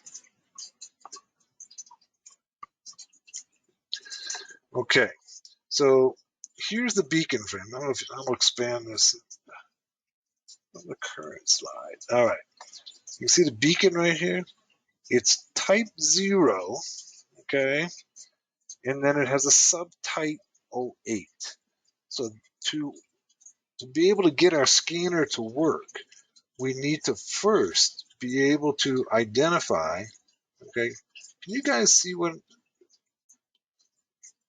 are you guys seeing okay? There we go. Okay, it looks like things are slowing down. There's a little bit of lag between what I'm putting on the screen and what you're seeing. But here's what I wanted to show you is the beacon frame. All right, this is what we're looking for because this has the key information. So our scanner has to identify the beacon frame and then pull the information out of the beacon frame.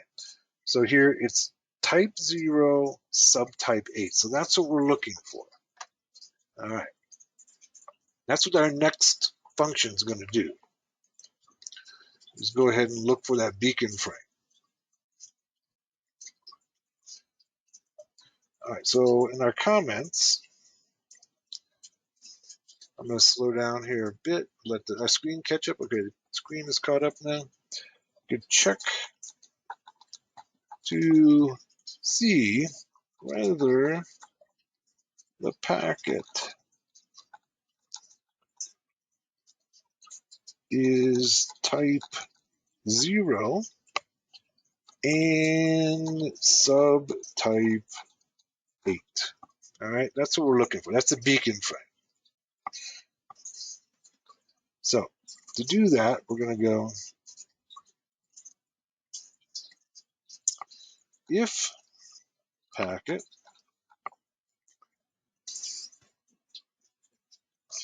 if packet is 0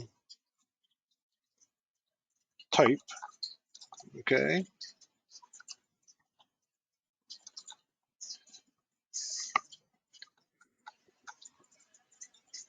then we create a variable. We're looking for the subtype now. That's what the ST stands for. If the packet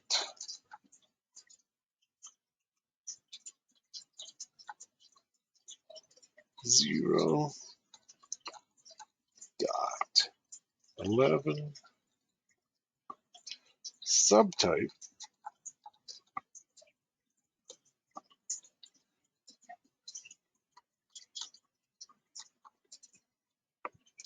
whoops, and then if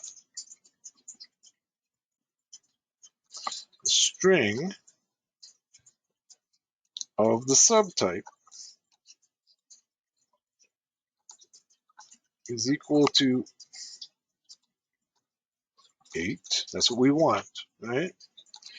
And the SSID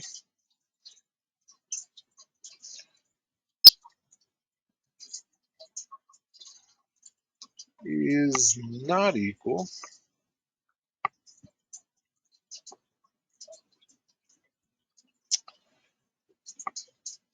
I'm trying to remember on my keyboard how I can make that not equal sign. It's not equal to blank is what we're looking for. Hang on one sec.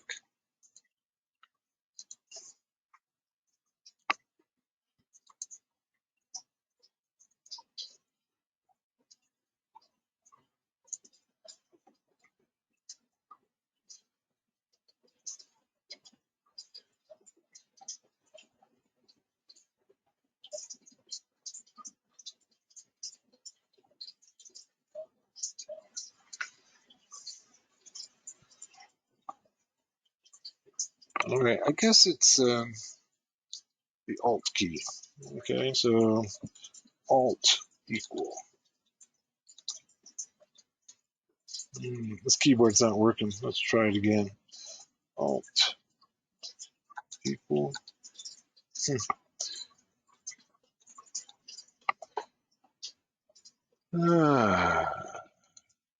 My keyboard is a little bit strange. This one here is sometimes has different keyboard combinations, but let me see if I can get it.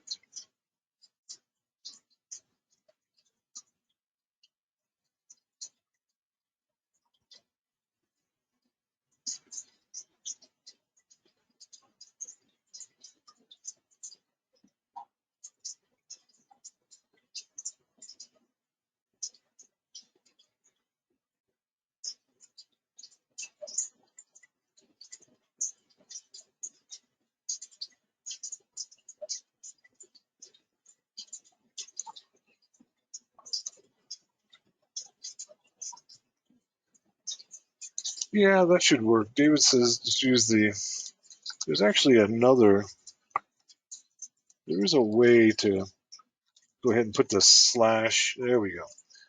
Thank you. Does not equal. And does not equal a blank, all right? And the destination MAC is lower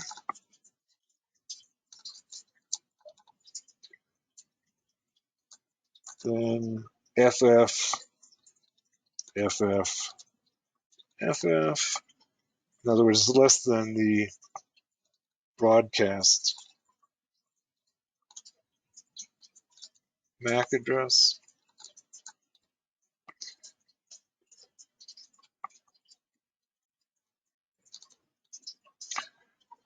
And then we're going to go create a variable called P. We're going to put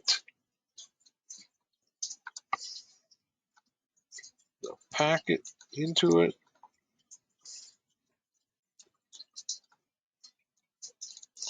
The dot 11.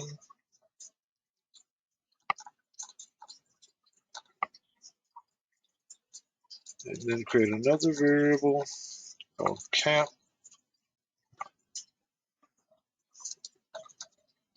This is going to be packet sprint.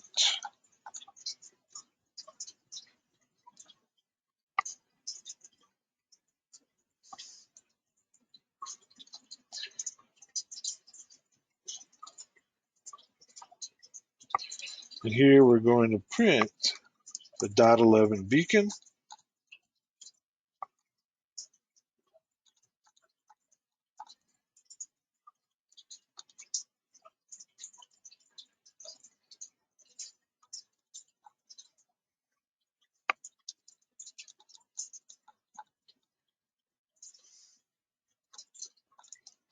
This is basically taking the keycap of the frames, okay, and printing them out for us. In this case, yeah. And then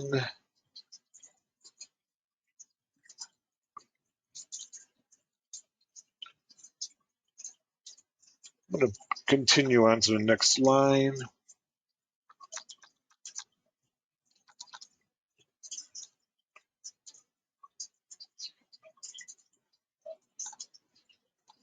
And then we're going to print out the probe as well, the .11 probe.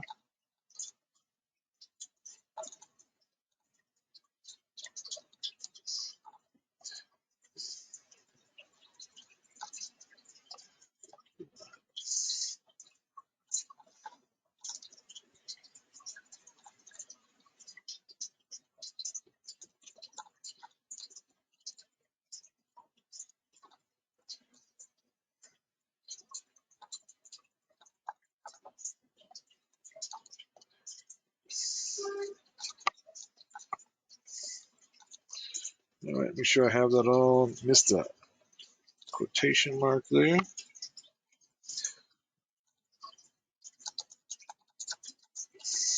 And then channel is equal to none. And crypto, the type of cryptography that's using is set. Okay. Now we're going to evaluate the cryptography type next. All right. So this one here is making sure that it's the beacon frame. Okay, that's what we're doing here. So all that's doing is checking to see if it's a beacon frame. Then next we're going to go ahead and check what type of cryptography it's using.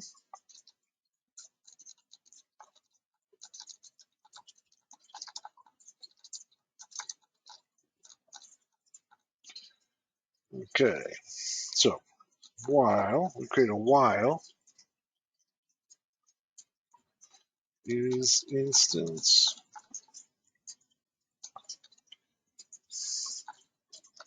p dot 11 ELT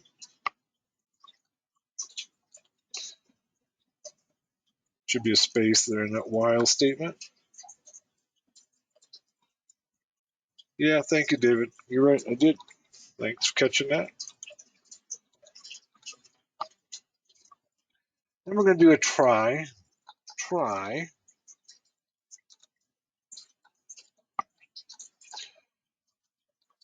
As you know, try allows us to keep on doing something until we hit an exception.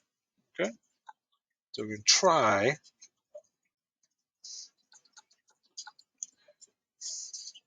if the P ID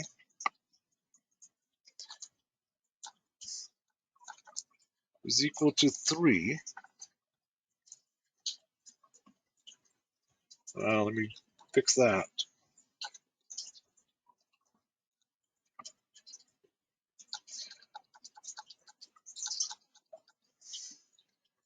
Then the channel is equal to the ordinal number of P info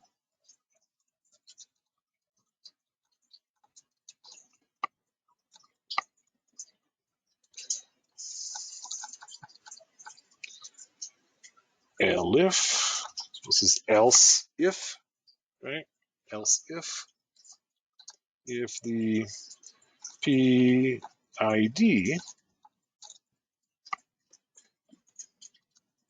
is equal to 48,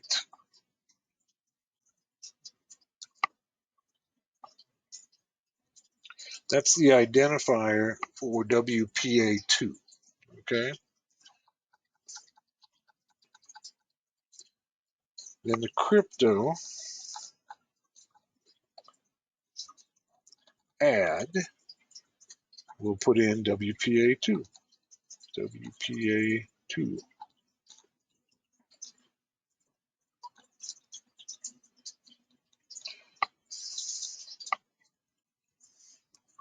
elif, it's not that either,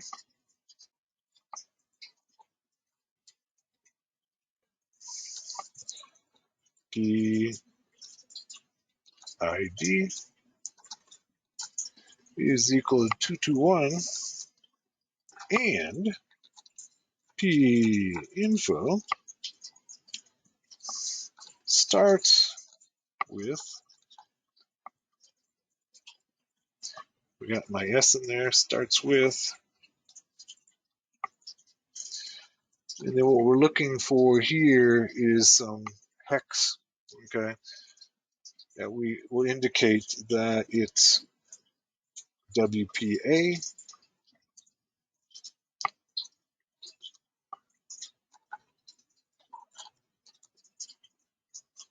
So these hex figures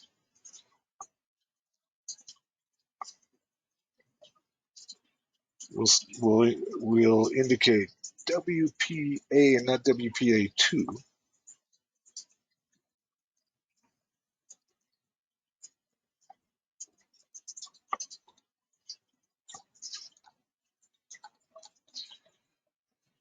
So what this is saying here is if the PID, okay, this would be the crypto ID, all right. This should be, fix that channel right there, channel, okay. And then if the PID is equal to 221 and it has this crypto, right, then it's going to be WPA.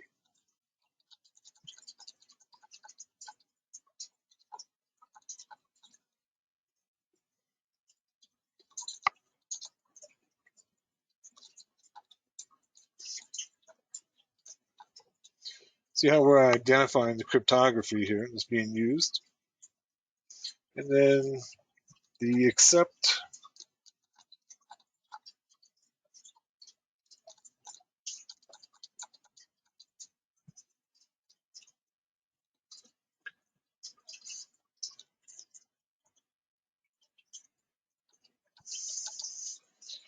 and P is equal to the P payload.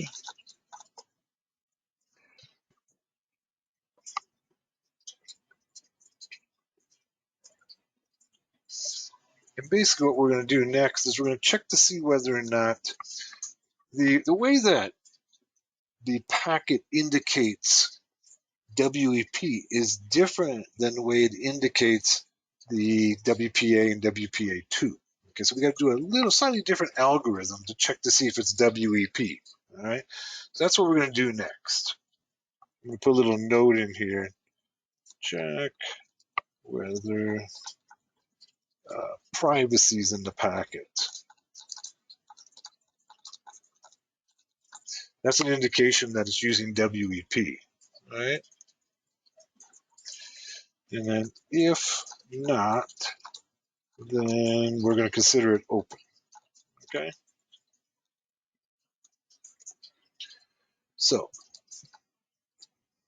if not crypto, in other words, it hasn't captured anything into the crypto, so it didn't find a 3, a 48, or a 221 in the crypto field. It didn't capture anything there, right? Then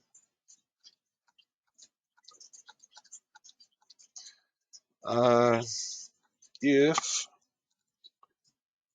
privacy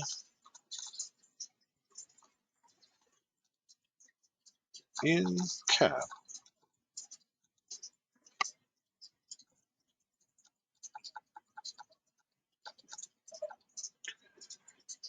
Crypto add, we're going to call it web. Okay.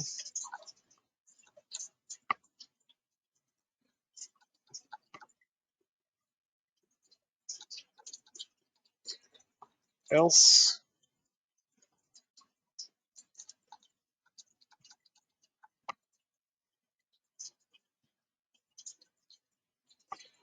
so if it doesn't find privacy in there, crypto add, we're going to call it, let's call it open or OPN, either way.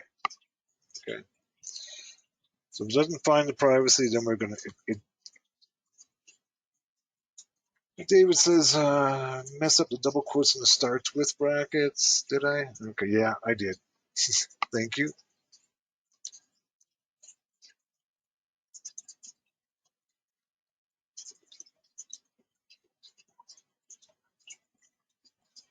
Yeah, there we go. Got it fixed now. Thank you. If you see any others, let me know. You can tell I don't type very well. And so I'm going to make a fair number of mistakes. So what we've done here is that we've gone ahead and checking to see what type of crypto it's using. Remember that we did the arrow dump. It identified the BSSID, the SSID, the type of cryptography. So that's what we're doing here is we're trying to capture this information from the frames that we can then display, okay, on the screen, very similar to the air dump tool. All right, so we've gone ahead and we've identified wet. All right, good. Then let's go ahead and what we're going to do now is we're going to go ahead and look. What this next section does is it checks to see whether or not the SSID is already in our list. In other words, the beacons are coming out constantly, right? And so in our scanner, we don't want to keep on relisting the same AP. If it's already been captured and already been listed, then we don't want to continue. So that's what this next section does. It goes ahead and checks to see whether or not the source MAC address is already in our list. If so, it doesn't display it again. Okay, so let's go if the source MAC, okay, that would be the MAC address of the AP, is not in the SSID list keys.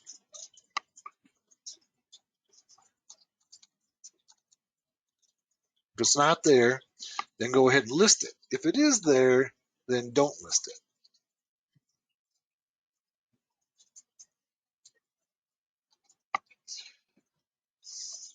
If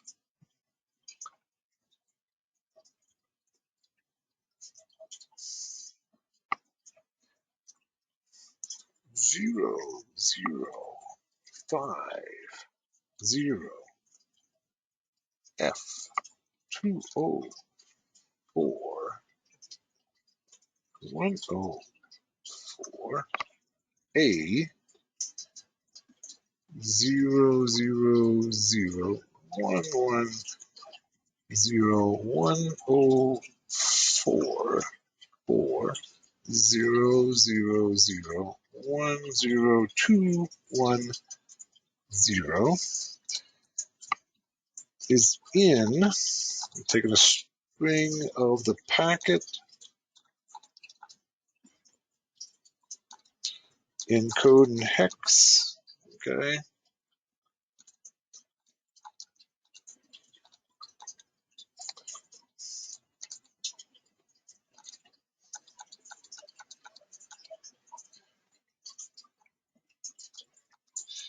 Now this is actually, I stand corrected. This is a section where we check to see if it's WPS, okay?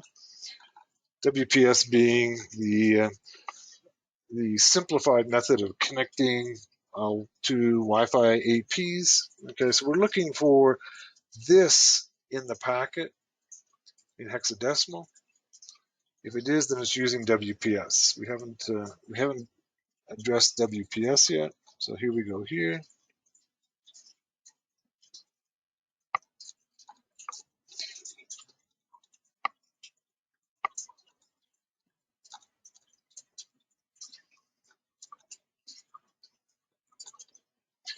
WPS, and then we're going to get a print statement that's going to show us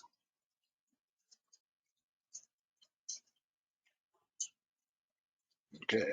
David's pointing out that I've missed a few other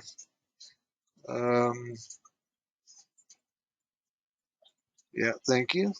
The dot between the string and the encode. Thanks.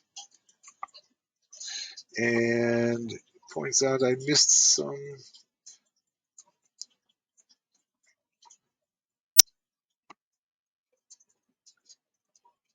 Yeah, thank you.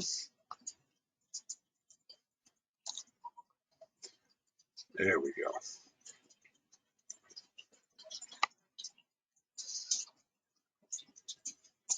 And I missed this one over here too. I missed quite a few. All right, good. Moving on. This mouse pad is not the best tool for being able to write Python. Something like PyCharm will catch these kinds of errors automatically. In this case, we got the WPS up, and then we're going to go ahead and do some print statements. These are print statements. These are primary print statements that our scanner is going to print. Okay, it's going to use the information, okay, that we've captured, and it's going to include the channel, the B SSID, the encryption, and the SSID. So this is all the information we've captured from the packet. We could capture more information, but this is certainly adequate for our purposes. All right. And then we're going to go ahead and print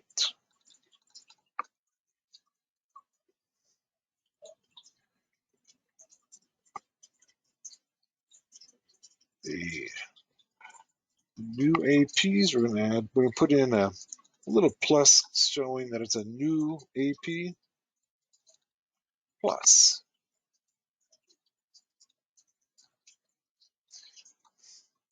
New AP.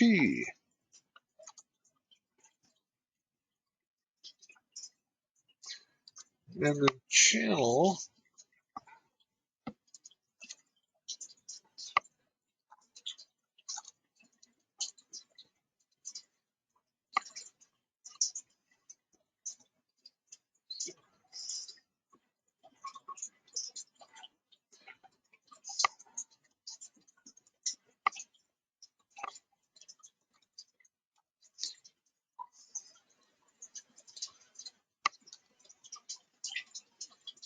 these are just showing us the fields to print the information. Okay, so we're going to go T, and that's going to be the second field.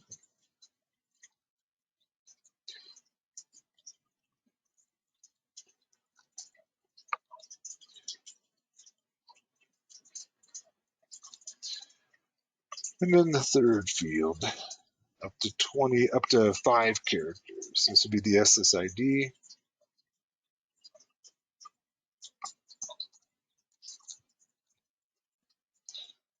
Get that into curly braces.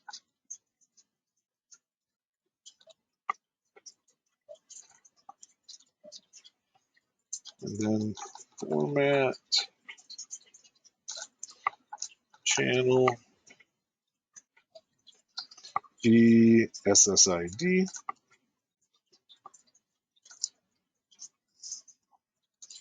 We have to put in an escape character.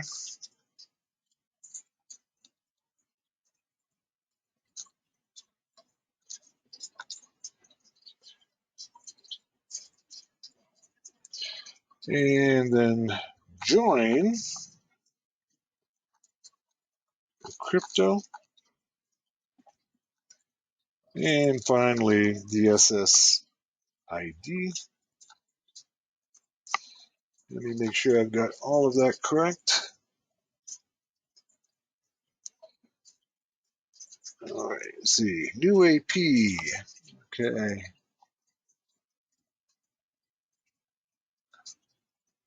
Looks good. Format, channel, BSSID, crypto, and SSID, double quotations. All right, good.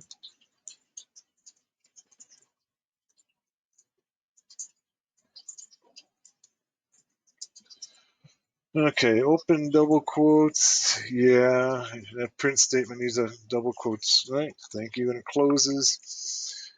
Double quotes are closed right there. Okay, good.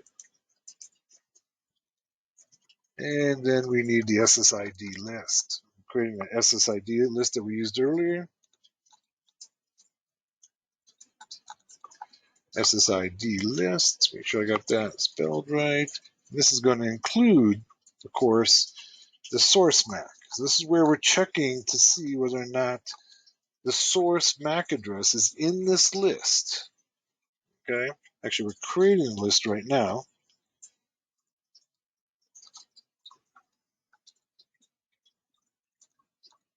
Okay. So when it gets a new source MAC, it puts it into this list. All right. And then we can check the list to see whether or not it's already been listed. So it doesn't keep on listing the same AP over and over again. Then we're going to go ahead and create a function to automatically put the interface into monitor mode.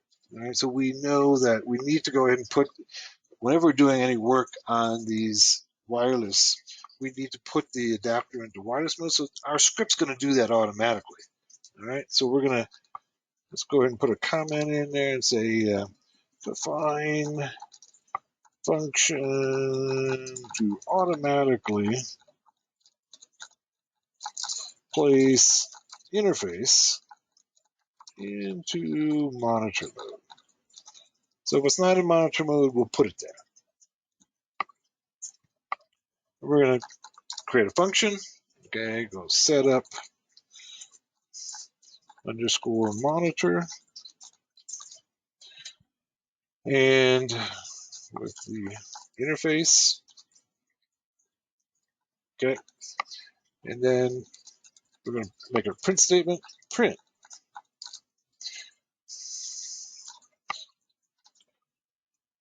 Setting up. Sniffing options.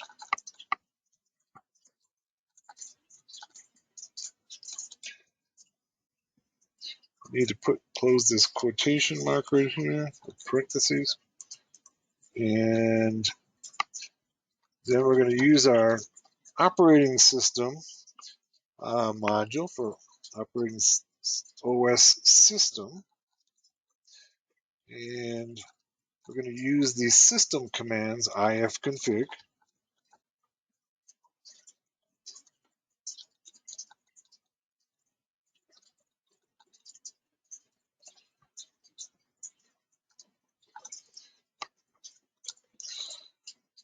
Plus the iFace.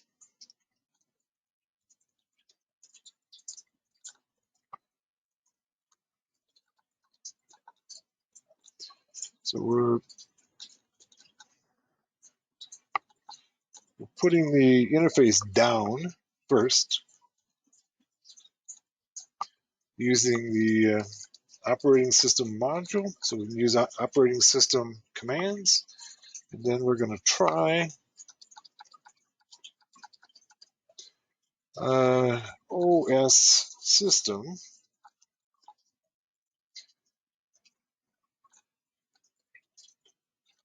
We're going to use the iwconfig command. plus the interface.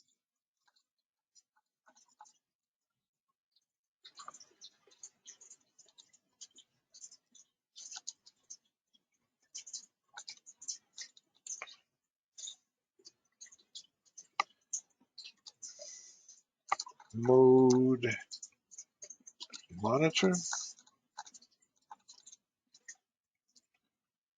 We're checking to see if it's in monitor mode. If it's not, accept.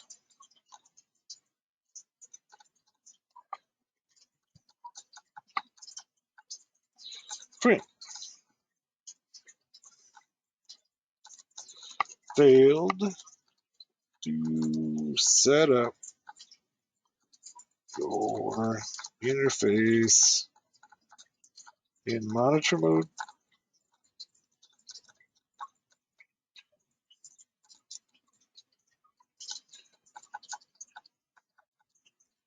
Sys exit.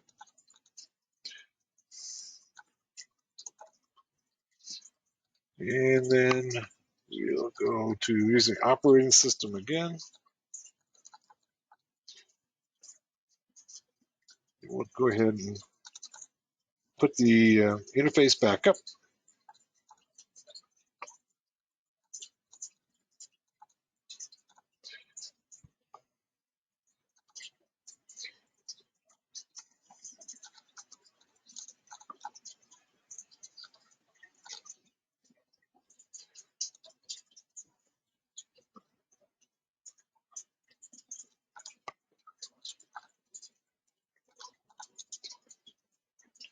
And then we'll return the iFace.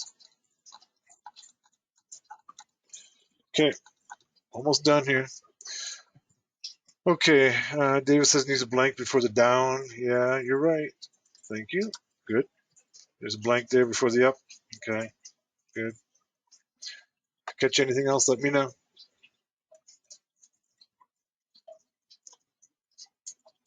Okay, now here's where we're going to go ahead and we're going to check to see whether or not the AP is in our list. Okay, we talked about doing that. We created a list up here, right? So it's capturing the SSIDs, and we're going to check to see whether or not it's already in the list so we don't keep on printing out the same AP's key features, right?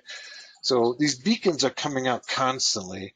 Our scanner is going to capture those beacons, grab the information out of them, and if we don't tell it to not keep on repeating for the same AP, it will. So here's where this is the function that's going to check to see whether it's in our list. All right. So here's going to, we'll put in a little comment here. We're going to create a function to track already discovered AP SSIDs. Okay. So as to not list the same ones. Since the beacons are coming out continuously, we have to make sure that we're not just keep on printing out the same AP over and over again. Init process.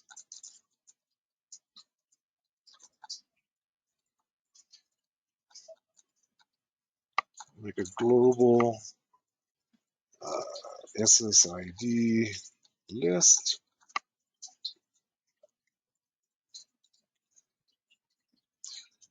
Make that global.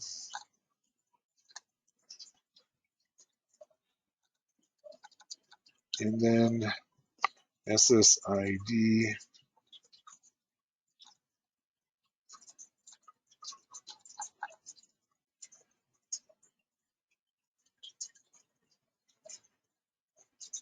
Okay, I'll get to that, Dave, in just a minute. Let me finish up this last function. And I'll take a look at what you're asking me. Just making this last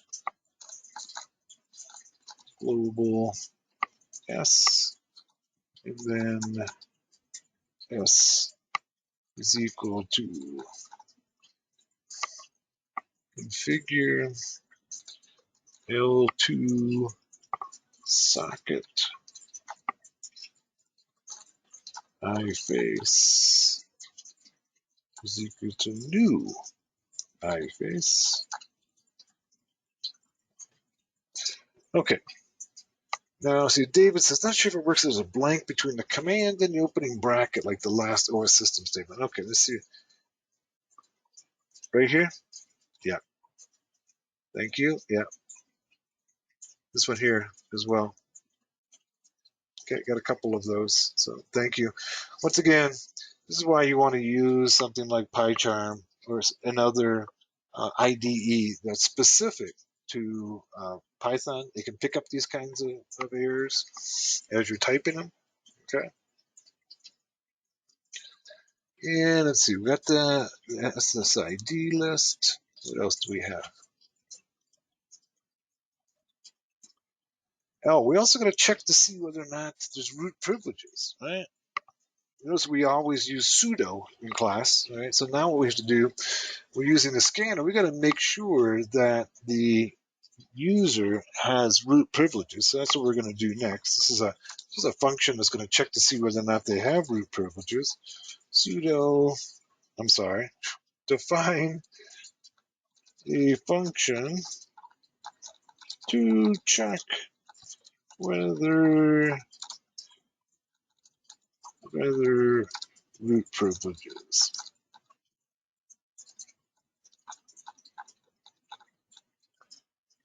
Yeah, David says he's the PyCharm today. He is. He's my PyCharm, checking for my errors. All right, so we're going to call this function check. Check for root. And it's our new function, or maybe just my IDE today. Okay. Um, let's go if not. Okay. Spell not right. If not, OS get UID. All right. So get the user ID.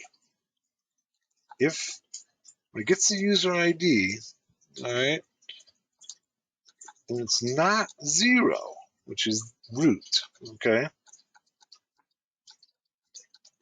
then we're going to print you must run this script with root privileges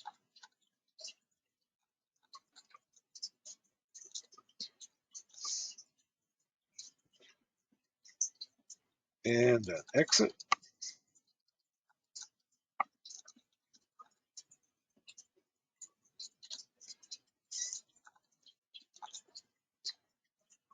Let's see. Yeah, that one looks good. Almost done here.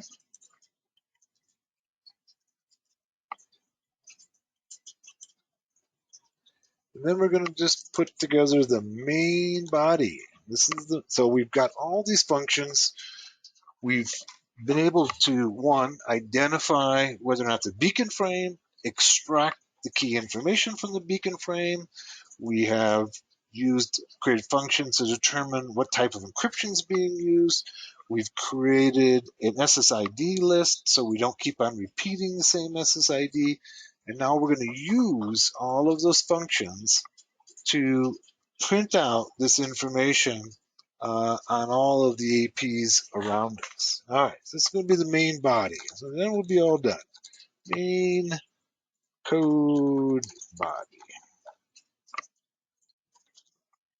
This is a lesson in Python, Scapy, and Wi-Fi anatomy. All right, so hopefully you get some idea of what it takes to be able to create a tool. This is a relatively simple tool in Python with Scapy. And all we're going to be doing is then printing out the key information similar to the air dump command in aircrack. All right. So if name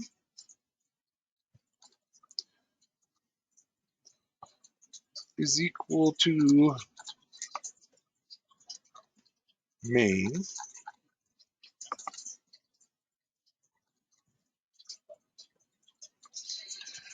all right, let's see, got that right. If name should be equal, sorry, let's get that. There we go.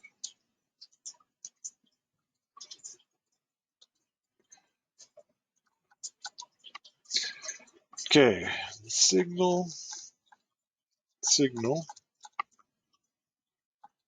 signal,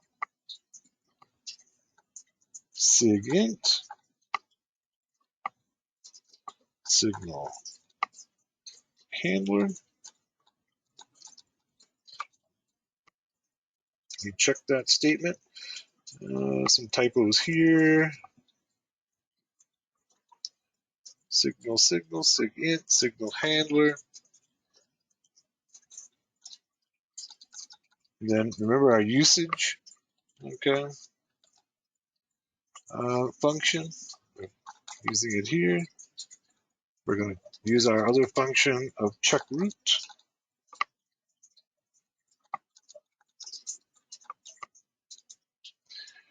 And then our parameters. Parameters.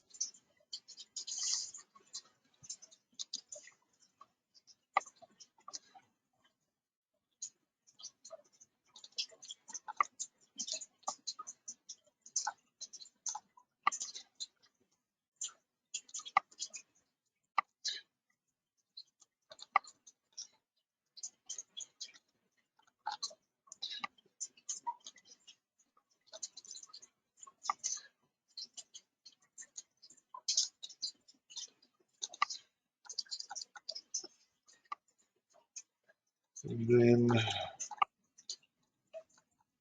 parameters. I'm sorry, I'm just repeating that line. All right, then if mon, okay, not in the string parameters,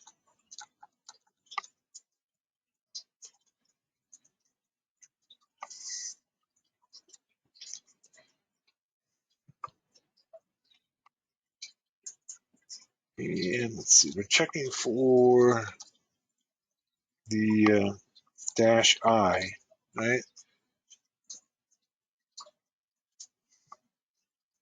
Let's make sure we have that double quotes in there. Okay, like that. If the dash I is not in there, in the parameters,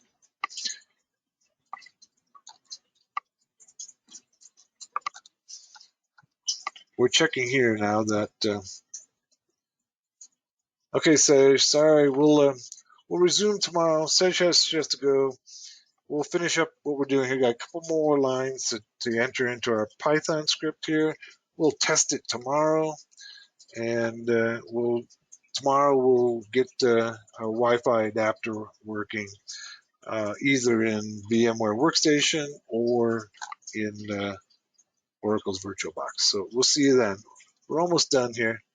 All right, let's go. David says check root. Okay.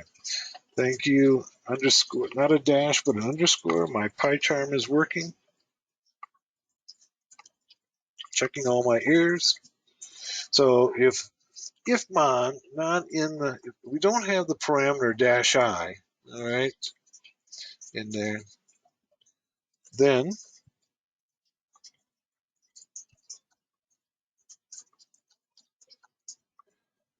new iFace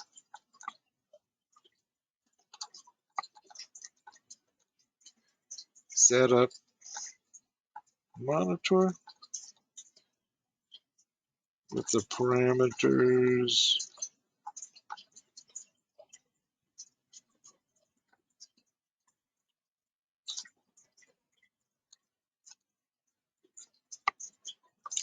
dash I.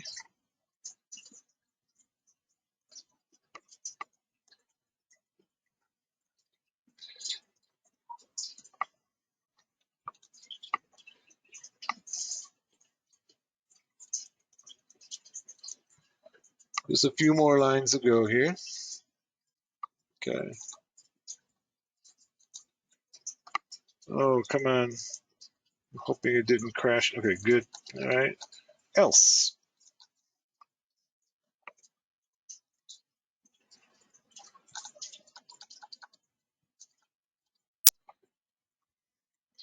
New iFace is equal to string parameters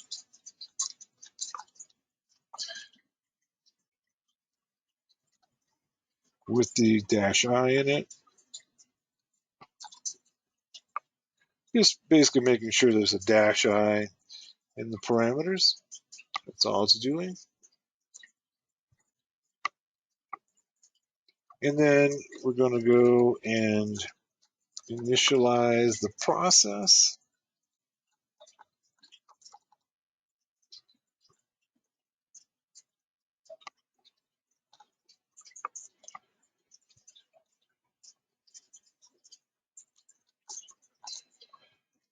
And then we're going to do our print statements with all the information that we have. Okay, so print starting hackers arise Wi-Fi sniffer. Now, this is not a Wi-Fi cracker. All it is a sniffer, very similar to the AirMon that we used earlier as part of the AirCrack suite.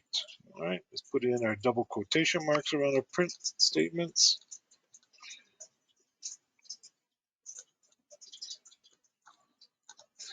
Okay, and then we're going to go ahead and print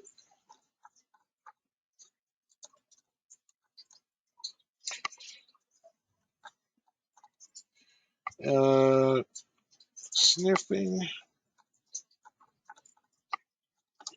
on interface, and then we're going to concatenate that to the string of the new iFace, and then concatenate that with some dot, dot, dot, dot.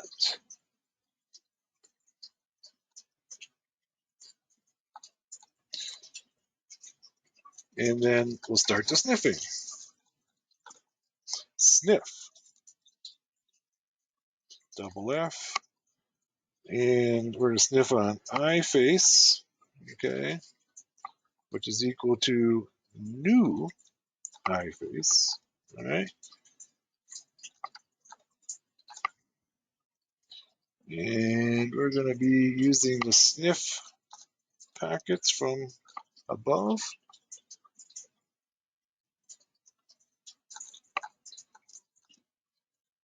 And we're going to store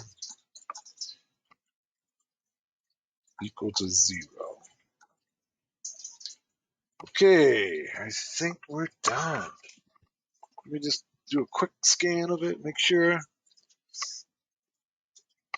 Signal, signal in, signal handler, usage, check root, parameters. If mon not in string, parameters not in the, doesn't have the I in there, the new interface setup monitor. Okay, let's get rid of that space right there. Else new interface, string parameters I, initialize process, and then start hackers arise Wi-Fi sniffer, printing on the interface, and then the name of the interface, dot, dot, dot, new line, and then sniff iFace on the new interface using the sniff packets and store 0. Yeah, did you have more PyCharm for me? If you see errors, let me know.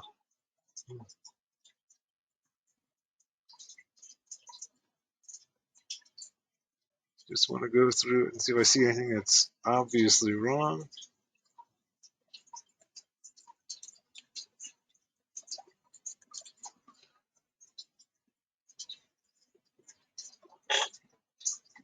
I see this right here is missing a single photo code. Inline new interface. Okay, thank you.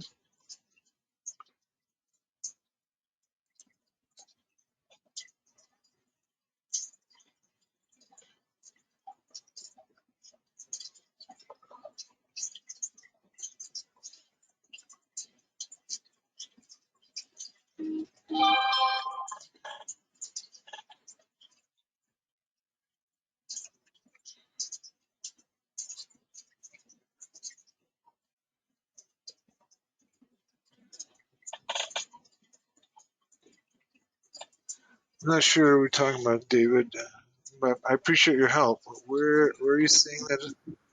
Can I say something? What's that?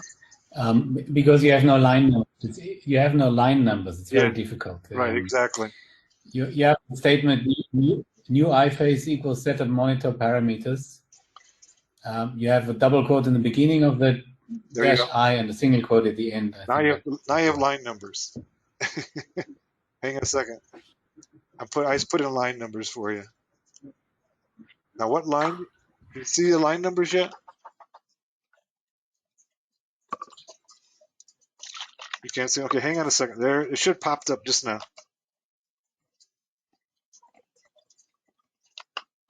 We're getting a little bit of lag between what's appearing on the screen and what I'm doing. Okay, what line number? 137? Okay. New iFace. Ah, okay, thank you. I see it now.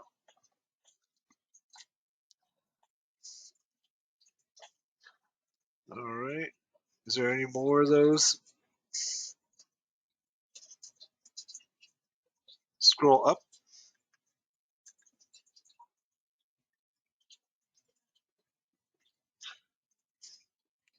If you see anything, let me know.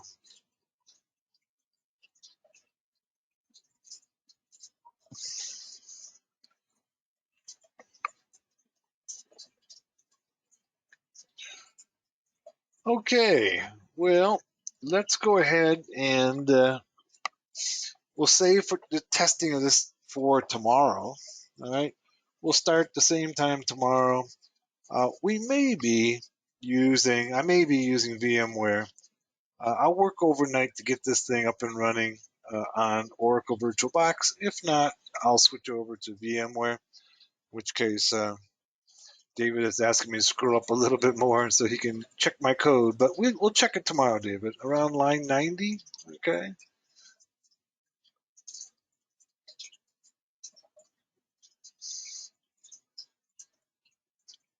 I can see there's a N missing there.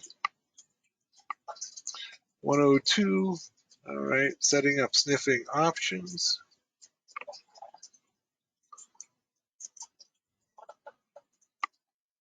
All right.